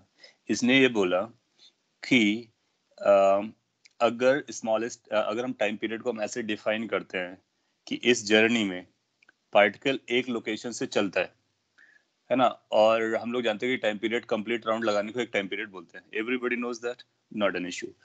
लेकिन अगर पार्टिकल v वेलोसिटी से चल रहा हो और फिर से v वेलोसिटी पहुंचते ही उसका टाइम पीरियड t हो जाए, तो v कौन सा v होगा? ट्राई करते हैं. सपोज कर लीजिए v इक्वल टू 0 लेते हैं. अगर हम लोगों ने v इक्वल टू 0 लिया तो 0 वेलोसिटी से ये चल करके यहाँ पर आएगा दूसरे एक्सट्रीम पर, तो फिर से वेलोसिटी 0 हो जाएगी. तो क्या ये एक टाइम पीरियड बना पा रहा है? नहीं बना पा रहा है, क्योंकि सेम वेलोसिटी से सेम वेलोसिटी पर आने पर जो टाइम लगना चाहिए पहली बार आने पर, वो टाइम पीरियड हो जाना चाहिए. तो v0 can not be the answer. इसका मतलब बी ऑप्शन को हम बोलेंगे ये आंसर नहीं हो सकता है. फिर बिटवीन 0 और मैक्स के बारे में बात करते हैं. जैसे यहाँ पर ये कोई वेलोसिटी है, इस वेलोसिटी से, वेलोसिटी एज अ वेक्टर लिखा गया, ध्यान से देखना.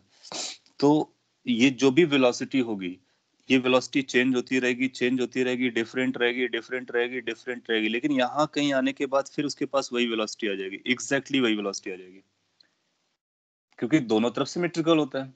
सो मैग्नीट्यूड वाइज भी इक्वल हो जाएगा, डायरेक्शन वाइज भी इक्वल हो जाएगा. तो सेम वेलोसिटी से सेम वेलोसिटी पर आने पर क्या ये टाइम पीरियड के बराबर हो पाया? नहीं हो पाया. सो बिटवीन 0 और v मैक्स या फिर 0 और माइनस v मैक्स के बीच में कहीं भी आप अगर कंसीडर करने वाले हो, देन यू विल फाइंड कि same velocity to same velocity जाने पर यू वॉन्ट फाइंड कि वो टाइम पीरियड बनता है. लेकिन ऐसा एक वेलोसिटी जरूर होगी जिसके बारे में आप ऐसा बोल सकते हो. वो कौन सी होगी? v max. सो आप देखोगे कि अगर आपने यहाँ से स्टार्ट किया है, ये वेलोसिटी आपको दोबारा टाइम पीरियड के बाद ही मिलने वाली है, उससे पहले नहीं मिलेगी. उससे पहले आप चाहोगे कि सेम मैग्नीट्यूड का यहाँ पर मिलेगा, बट वो सेम मैग्नीट्यूड का होगा, डायरेक्शन विल बी डिफरेंट. फिर यहाँ पर कम रहेगी, मैच नहीं करेगी. सो v max will become the answer. So velocity maximum is that particular velocity जिसको दोबारा एक्वायर करने के टाइम को ही टाइम पीरियड कहते हैं. समझ में आया? एक अच्छा क्वेश्चन था जो आपसे समझना चाह रहा था कि whether you are able to analyze the situation को एनालाइज कर पाते हो, तो फिर आप इसका आंसर दे पाओगे.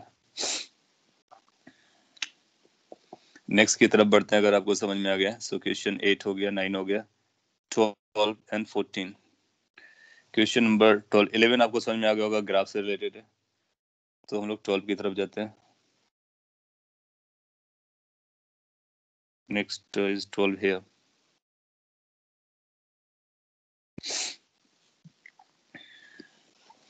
ट्वेल्व कहता है time taken by a particle performing SHM to pass from point A to B where its velocities are same is 2 second.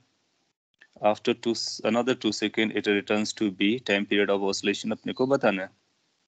तो अगेन अपने को क्या करना होगा कि एक पिक्चर बनानी होगी और कुछ पॉइंट्स को डिनोट कर लेने होंगे, जैसे कि मीन पोजीशन, एक्सट्रीम पोजीशन और दूसरा एक्सट्रीम पोजीशन. फिर इसकी लैंग्वेज को धीरे धीरे डिकोड करते हैं.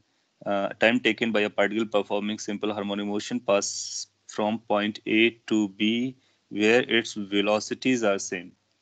ना सेम वेलोसिटीज कब मिलेंगी? सेम वेलोसिटीज एक अगर यहाँ पे पॉइंट ए आएगा और बी पॉइंट आपका यहाँ पर आएगा, तभी सेम वेलोसिटी हो सकती है.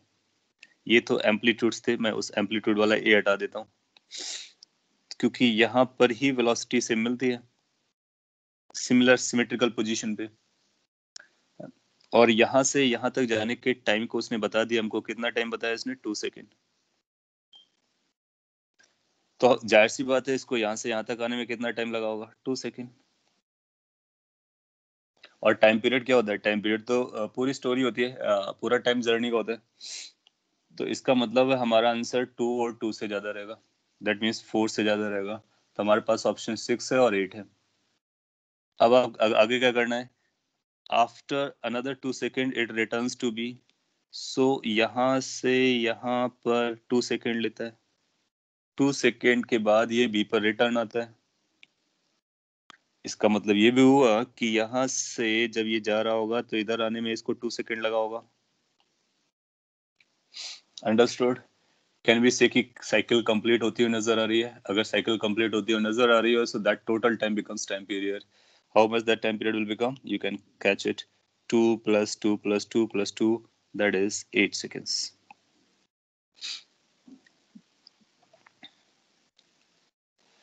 Then after you are asking, the next is 14th. Question number 14 के बारे में बात करते हैं. ये छोटे छोटे पॉइंट्स थे, क्वेश्चन हैं. अगर आपको पहले डाउटफुल रहे हैं तो अभी आप क्लियर कर लीजिए once and for all. Question number 14 से कि एक पार्टिकल एक्स एसएचएम करता है. By equation this y is in meter, t is in second, what is the speed of the particle when its displacement is this. तो आपको इसका speed बताना है.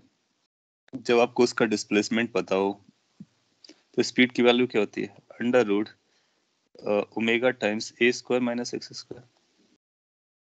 आप इसको डायरेक्टली यूज कर सकते हो. ओमेगा कितना पता है? Do we know omega? Yes we do know it. How much? 2.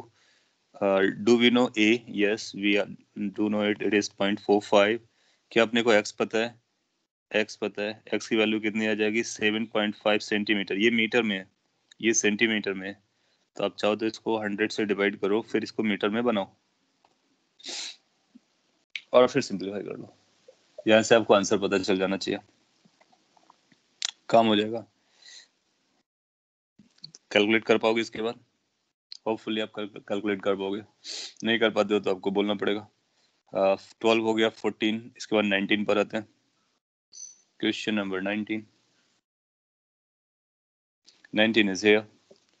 This question 19 says two particle is performing SHM. So जब दो पार्टिकल SHM करते हैं, सेम एम्पलीट्यूड है. एम्पलीट्यूड की वैल्यू भी दे रखी है. विद सेम पीरियड है, यानी ओमेगा की वैल्यू भी सेम दे रखी है. अलोंग द सेम लाइन और सेम इक्विलिब्रियम पोजीशन भी है. Maximum distance between the two is 20 centimetre. Their phase difference in radians is. So again आप चाहोगे तो ये इसको यूज कर लोगे, ज्यादा सही रहेगा. प्रोजेक्शन मेथड को जब कभी दो पार्टिकल्स को हैंडल करना हो, यहाँ से कैलकुलेशन रिलेटिवली इजी जाती है अगर आपको एक बार समझता है तो. सो दो पार्टिकल आपको बनाने हैं कि इनका एम्पलीट्यूड यानी कि जो ए है वो 20 दिया गया.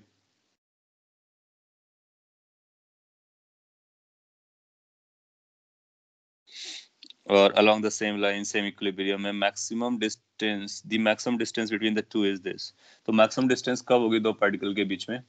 कैन वी से कि जब एक इधर हो जाएगा दूसरा इधर हो जाएगा, यही उसके बीच की मैक्सिमम डिस्टेंस होगी. ये फर्स्ट पार्टिकल, ये सेकंड पार्टिकल. सो इसकी लोकेशन यहाँ पर होगी और इसकी लोकेशन यहाँ पर होगी.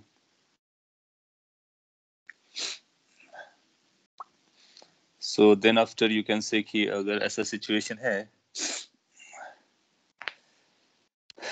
so फेज डिफरेंस पता कर सकते हैं। इसको आप यहाँ से ज्वाइन करा दीजिए।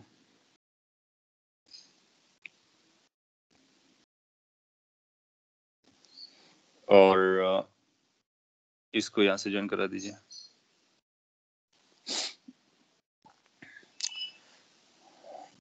Then after you can say कि ये जो टोटल एंगल है यही फेज डिफरेंस है। इसको पता कर लेते हैं, और ये जो दोनों है वो बराबर बराबर रहे होंगे, सिमेट्रिकल है, किसी एक की वैल्यू को पता कर सकते हैं। कैन वी से कि ये 10 सेंटीमीटर रहा होगा अगर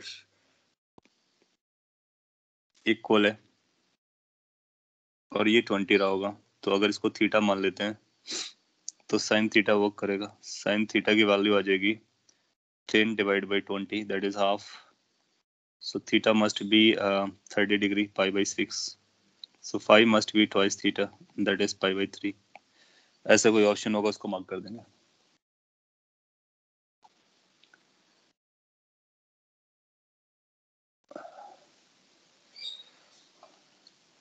equilateral triangle in UCM projection. हाँ, बस यूसीएम प्रोजेक्शन से आप इसको सॉल्व कर लेंगे, इजीली समझ में आ जाएगा। सर यस,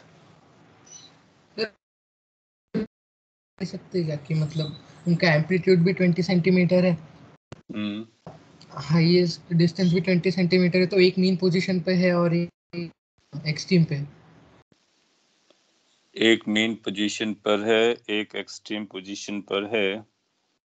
तो उस केस में ये बात कैसे क्लियर हो पाएगी आपकी कि मैक्सिमम डिस्टेंस पता करना है आपको। डिस्टेंस नहीं पता करना, मैक्सिमम डिस्टेंस पता करना है, यानी उससे ज्यादा डिस्टेंस ना हो पाए। अब सोचो ना कि अगर एक मीन पोजीशन पर होगा, एक एक्सट्रीम पर होगा, तो मीन पोजीशन पे वेलोसिटी ज्यादा होती है, एक्सट्रीम पोजीशन में वेलोसिटी कम होती है। तो अभी तो उनके बीच का गैप 20 है, मानते हैं, लेकिन फ्यूचर में ये 20 से ज्यादा हो जाएगा। क्यों? क्योंकि जो एक्सट्रीम वाला है, जो मीन पोजीशन वाला है, अगर वो अपोजिट डायरेक्शन में चल रहा होगा तो वो उसके गैप को और बढ़ाएगा।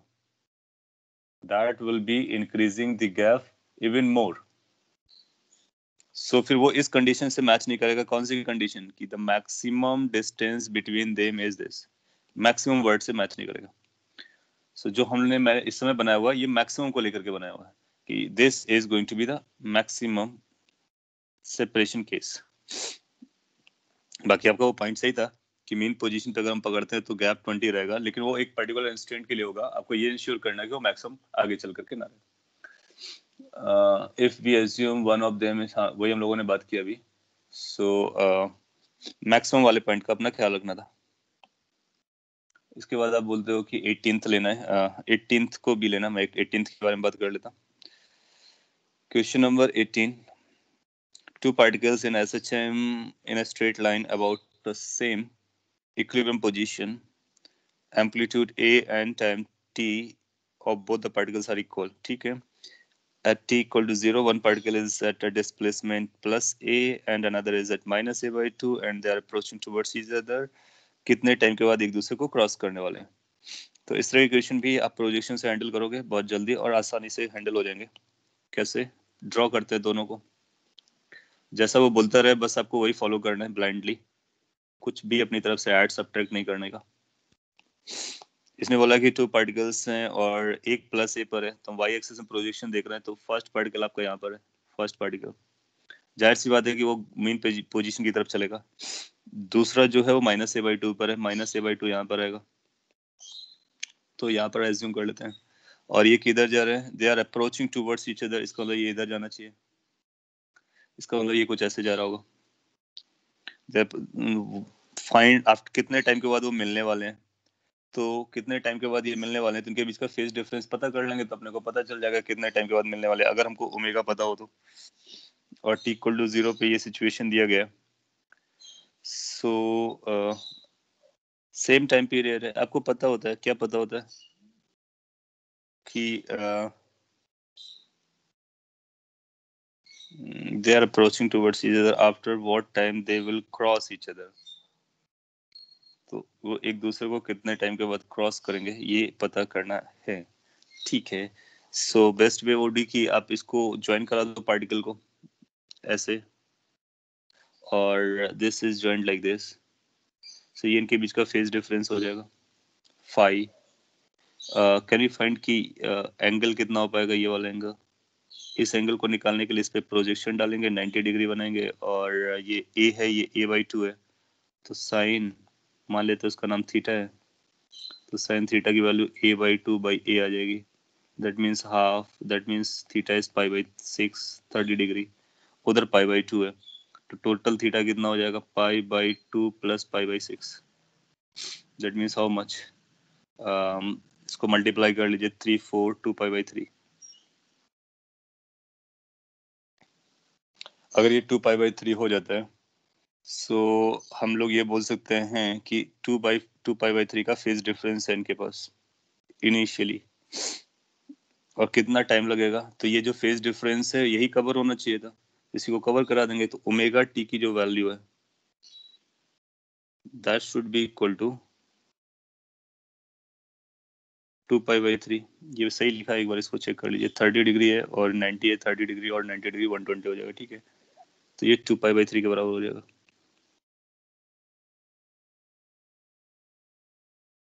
That is initial phase. Would you say whether we are on the right track? इससे 2 π/t और t निकालना चाह रहे थे हम लोग।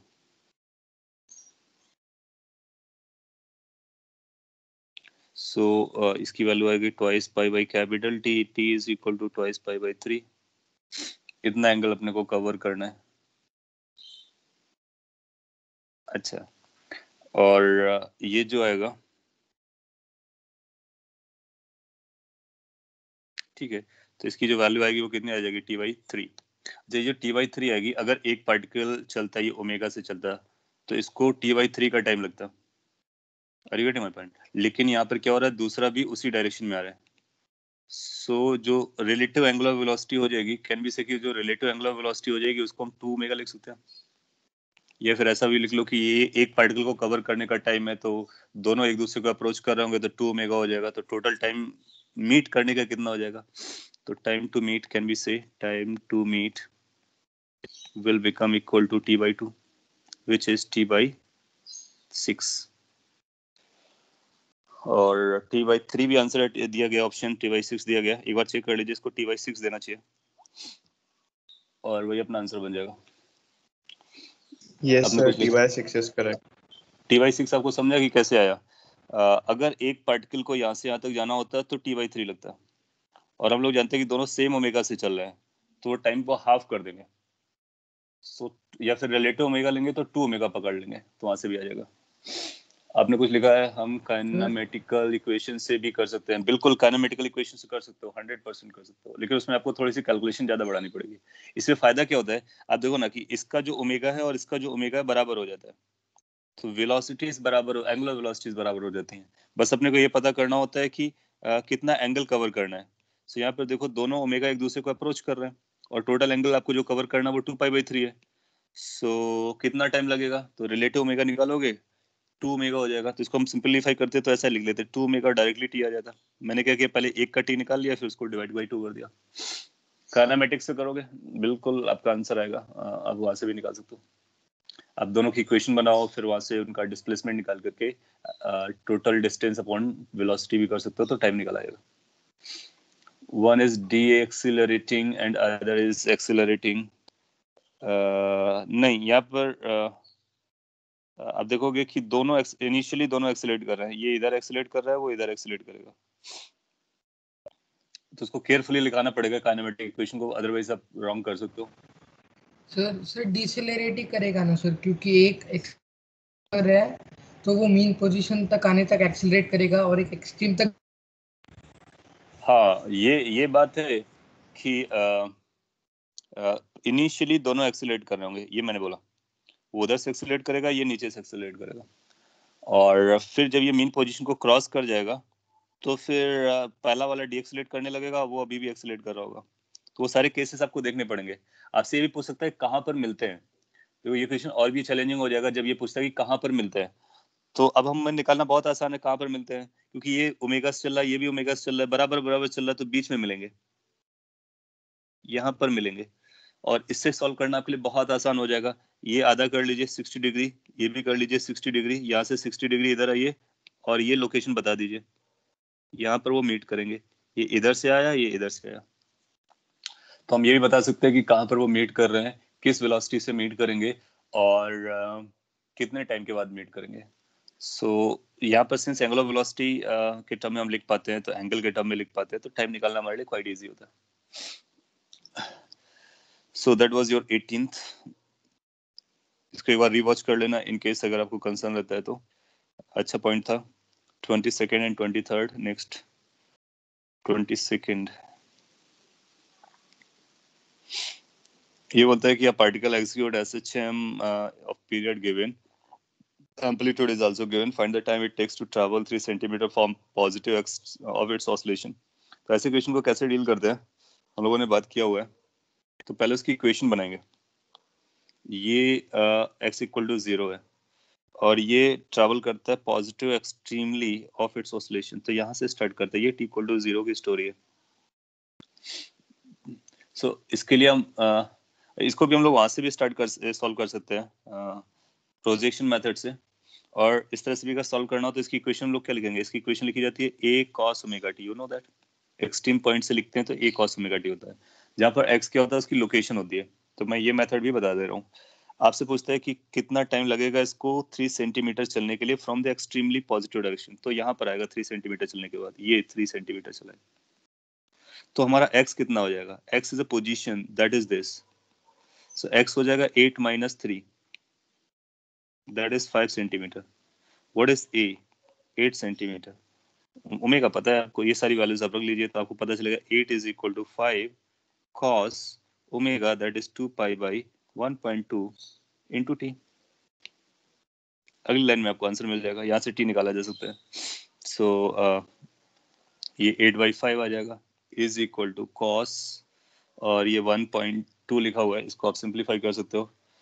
सो 12/10 हो जाएगा, दैट मीन्स 6/5 हो जाएगा, दैट मीन्स 10 पाई बाई 6 हो जाएगा। यस सर वो 5 इज इक्वल टू 8 cos 2 पाई। एक मिनट मैं पहले इसको कंप्लीट कर दूं। सो ये 0.6 था, तो 10/6 यानी 5 pi by 3, 5 pi by 3 into T हो जाएगा। यहाँ से टी निकाला जा सकता है। अच्छा, अब यहाँ से एग्जैक्ट आंसर कैसे निकलेगा इक्वेशन उसके गलत लिए। लिखी है।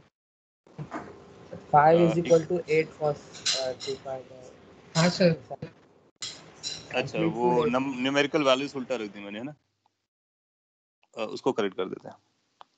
ये 5 आएगा और ये 8 आएगा। यार यू आर राइट, क्योंकि कॉस है तो 1 से ज्यादा नहीं हो सकता है, वो that was a mistake. Anyway, ये इक्वेशन क्यों लिखी ये आपको समझ में आया ना। इसको हम लोगों ने ऑलरेडी पढ़ा हुआ था। जब एक्सट्रीम पोजीशन से चलता है और पॉजिटिव एक्सट्रीम से चलता है तो उसकी इक्वेशन ये लिखते हैं, और फिर ए की वैल्यू उसने दे रखी है, एक्स हम मेजर करते हैं मीन पोजीशन से, वो पता कर लिया, and then we can place the values, then we can find the value of t। Sir T के वैल्यू के लिए वो कॉस इनवर्स की वैल्यू नहीं दी हुई है क्वेश्चन में, तो कैसे निकालेंगे। हाँ, वो फिर आपको अभी कैलकुलेटर यूज कर लेना होगा, और कोई ऑप्शन नहीं अपने पास। और एग्जाम में आएगा तो फिर आपको या तो ऑप्शन इस तरह से देगा और या फिर वैल्यूज दे देगा। सो अगर ऐसा ऑप्शन देगा तो वो उसको मार्क कर देंगे, और या फिर उसकी वैल्यू बना करके देगा। अभी के लिए आप क्या कर सकते हो कि कैलकुलेटर को यूज कर सकते हो। एग्जाम में आपसे एक्सपेक्ट नहीं करेगा कि आप कैलकुलेट कर पाओ, बिकॉज cos इनवर्स 5 क्या कहते हैं, ये 5/8 है, तो उसको निकालने के लिए वो उसकी वैल्यू फिर आपको दे देगा। So that's not an issue, ठीक है। Sir, by circular motion, it comes out to be very simple calculation. हाँ, सर्कुलर मोशन वो आपको हेल्प करता है। कितना अच्छे से आपने समझ लिया। यू विल फाइंड कि क्विकली आंसर आता है, करेक्टली भी आता है। 23rd के बारे में बात कर लेते हैं, सो दैट कि आप जल्दी से इसको कवर कर सकें जो आपने पूछा है। यू विल फाइंड कि इस पर भी शायद हम उसको यूज कर सकते हैं, सर्कुलर मोशन कॉन्सेप्ट को। A particle performing SHM with time period t and amplitude given, it's the mean velocity, ऐसे टर्म यूज करता है। और स्टूडेंट अगर थोड़ा सा भी लूज हो जाएगा तो फिर गलत कर सकता है। मीन वेलोसिटी हम लोग जानते हैं, मीन का मतलब एवरेज होता है, तो उसकी जो डेफिनेशन काइनेमेटिक्स में लर्न की थी, बस उसी को फॉलो करना है। So mean velocity of the particle over the time interval during which it travels a distance a by 2 from the extreme position is. तो ये भी एक्सट्रीम पोजीशन से चलता है. अगर आप काइनेमेटिक्स सिंपल तरीके से यूज करना चाह रहे हो तो मैं बताता, अगर आप चाहोगे सर्कुलर मोशन को यूज करना तो that's also going to be a way out. Extreme से चलता है t इक्वल टू 0 पर, तो इसका पोजीशन आएगा x is equal to a sine omega cos omega t. अभी हम लोगों ने लिखा, स्टैंडर्ड इक्वेशन है. इसको कितना ट्रैवल करना है, a by 2. So mean velocity क्या होती है, मीन वेलोसिटी जो होती है that is total distance covered divide by time, that's what it is. How much the distance it is coming, so mean velocity of particle during interval it covers a by 2. a को हम capital A लिख दे रहे हैं तो ये a by 2 है. Time अपने को पता करना है. सो यहाँ से यहाँ तक आने में a by 2 आने में कितना टाइम लगा ये पता करना है. बाय द वे आप ऑलरेडी निकाल चुके हो, ये भी आपने इक्वेशन सॉल्व किया था और टी के बारे में पता किया था. आपको पता है कि यहाँ से फास्टर जाता है, यहाँ से स्लो आता है, तो ये t by 6 टाइम लेता है. तो t by 6 टी भी आपको पता है, तो अपना काम हो गया. फिर है a divide by 2 into T, T is t by 6, सो कुछ 3a by t आ जाएगा. ऐसा ऑप्शन होगा, उसको मार्क कर दोगे. ये आपको t by 6 समझ में आया. हाफ एम्पलीट्यूड एक्सट्रीम से आने पर कितना चलता है, कितना टाइम लेता है, तो वो t by 6 लेता है. और फर्दर हाफ कितना लेता है, t by 12 लेता है. सो डायरेक्टली भी आप अगर वो याद रखते हो या फिर सॉल्व किया तो आपको याद रह जाएगा, आंसर निकाल सकते हो. So that is 23. Next is 24, then 26, 24. इसका भी वाइब्रेशन पीरियड आपको बताना है. सो क्या दिया गया एक बार देख लेते हैं, इसको पढ़ना पड़ेगा. A toy car of mass m is have. Slap होगा क्या, जो रिबन है वो स्लैप होगी क्या एक साइड को? एक बार मैं पढ़ लेता हूँ, ये क्वेश्चन पढ़ा हुआ नहीं लग रहा अभी तक. A toy car of mass m is having two similar rubber ribbons attached to this. The force constant of each, यानी स्प्रिंग जैसा इनको बिहेव करवाना है. और ribbon is k, force constant दिया गया, and the surface is frictionless. The car is displaced from mean position by x centimeter and release. If the mean position at the mean position the ribbons are undeformed. Vibration time period बताने का. So इसका k दिया गया है और इसका k दिया गया है. ये ब्लॉक हो गया आपका, ये स्प्रिंग हो गया, ये भी स्प्रिंग हो गया. तो इसका k इक्विवेलेंट निकाल लेंगे. What is k equivalent, k equivalent is going to be k plus.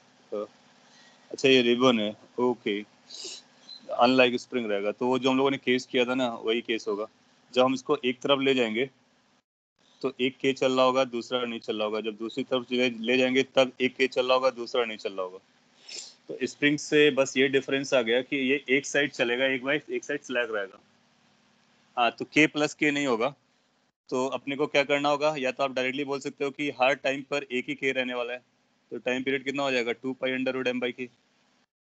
और आइडियलिस्टिक वे इसकी, इसको मतलब ऐसा बोलेंगे कि ये जो t1 टाइम इधर लेगा, t2 टाइम इधर लेगा, t1 कितना होगा, pi under root m by k, t2 कितना होगा, pi under root m by k. ये पाई क्यों लिखा गया, बाई 2 लिखते हैं. सो टोटल टाइम कितना हो जाएगा, time period t1 plus t2. So 2 pi under root m by k बराबर हो जाएगा. रिबन्स बोला है इसलिए वो स्लैग हो जाएगा. यस, ओनली वन के will work at a time. और अगर स्प्रिंग बोला होता तो फिर के इक्विवेलेंट निकाल देते. सो हाफ एसएचएम एक रिबन से, दूसरा हाफ एसएचएम दूसरे रिबन से. वो जो स्ट्रिंग वाला केस हम लोगों ने देखा था एग्जैक्टली वही है. इसके बाद 26 की बात करते हो आप. 26 भी एक अच्छा एग्जाम क्वेश्चन है, एग्जाम में आ चुका है, आईआईटी में भी आया हुआ है. और अगर आपने आंसर दे लिया बहुत अच्छी बात है, नहीं दे पाए तो मैं आपको एक्सप्लेन करता हूँ और आप समझ जाओगे कि इसमें क्या है. Now sphere is made to oscillate, और स्फीयर में एक छोटा सा होल किया है. यहाँ से एक पॉइंट आपको समझ में आएगा. मैं स्फीयर को थोड़ा सा बड़ा दिखा दे रहा हूँ, उस पॉइंट को आपको याद रखना है. स्ट्रिंग आपने ऐसा बांध रखा हुआ है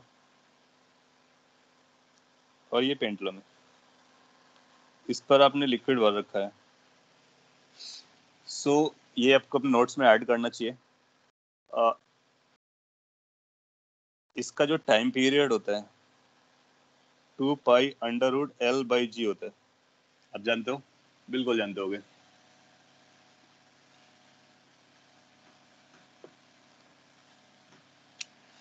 to pi under root L by G होता है। जी क्या होता है वो आप जानते हो, एल क्या होता है ये जानना जरूरी है। ये नोट कर लीजिए, L is distance from O to center of mass of Bob।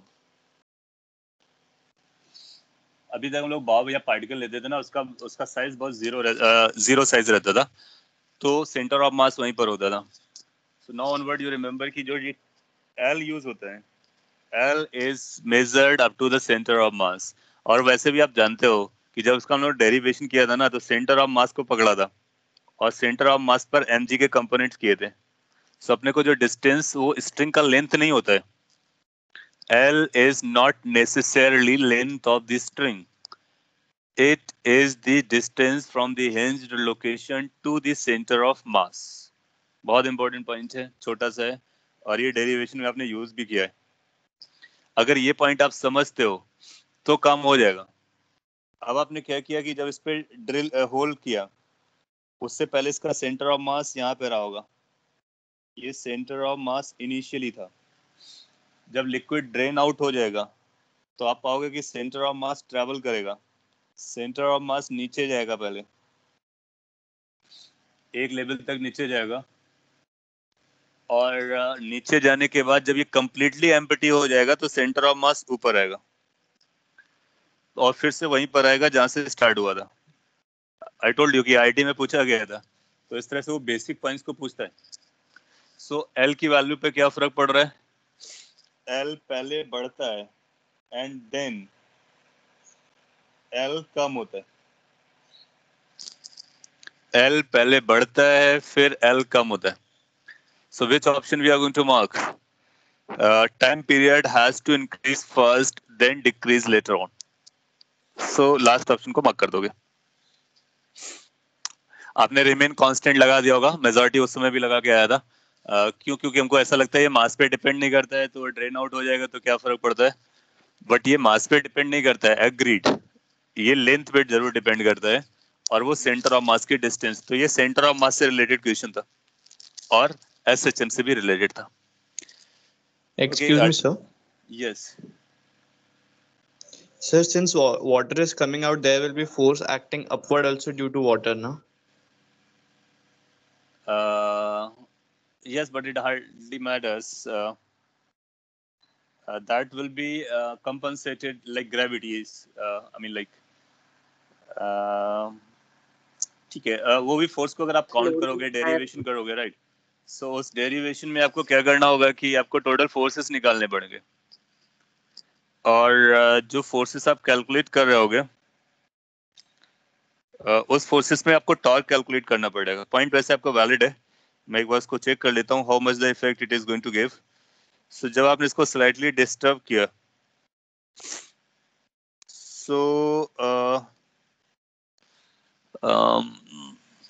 जरूर उसका इफेक्ट आएगा और वो हो सकता है कि टाइम पीरियड पे फर्क डाले।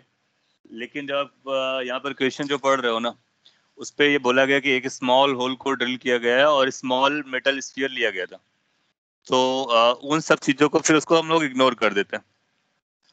तो ये बोलेंगे कि हमने उसको इग्नोर किया हुआ है, फोर्सेस और जो भी है।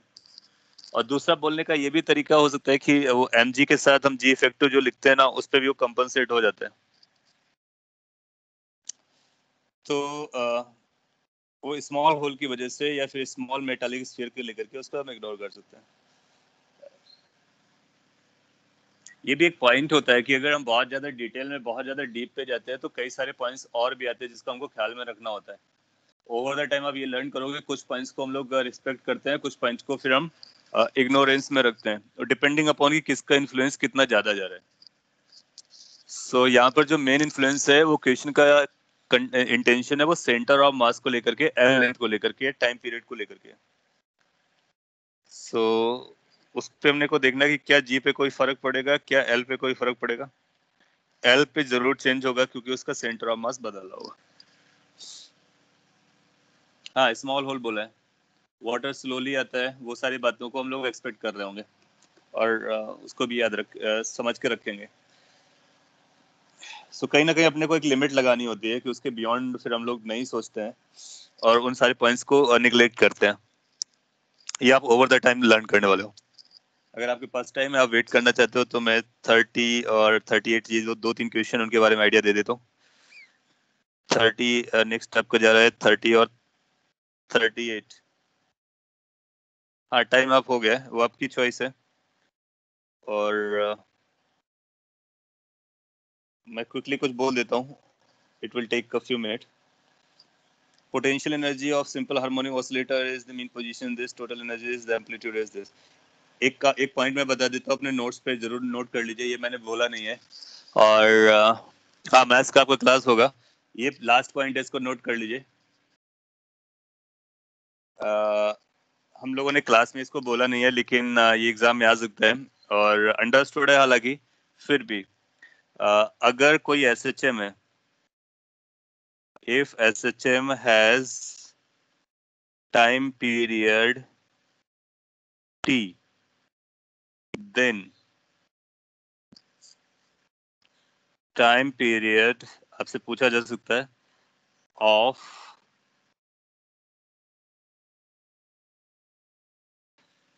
काइनेटिक एनर्जी और पोटेंशियल एनर्जी इज T/2।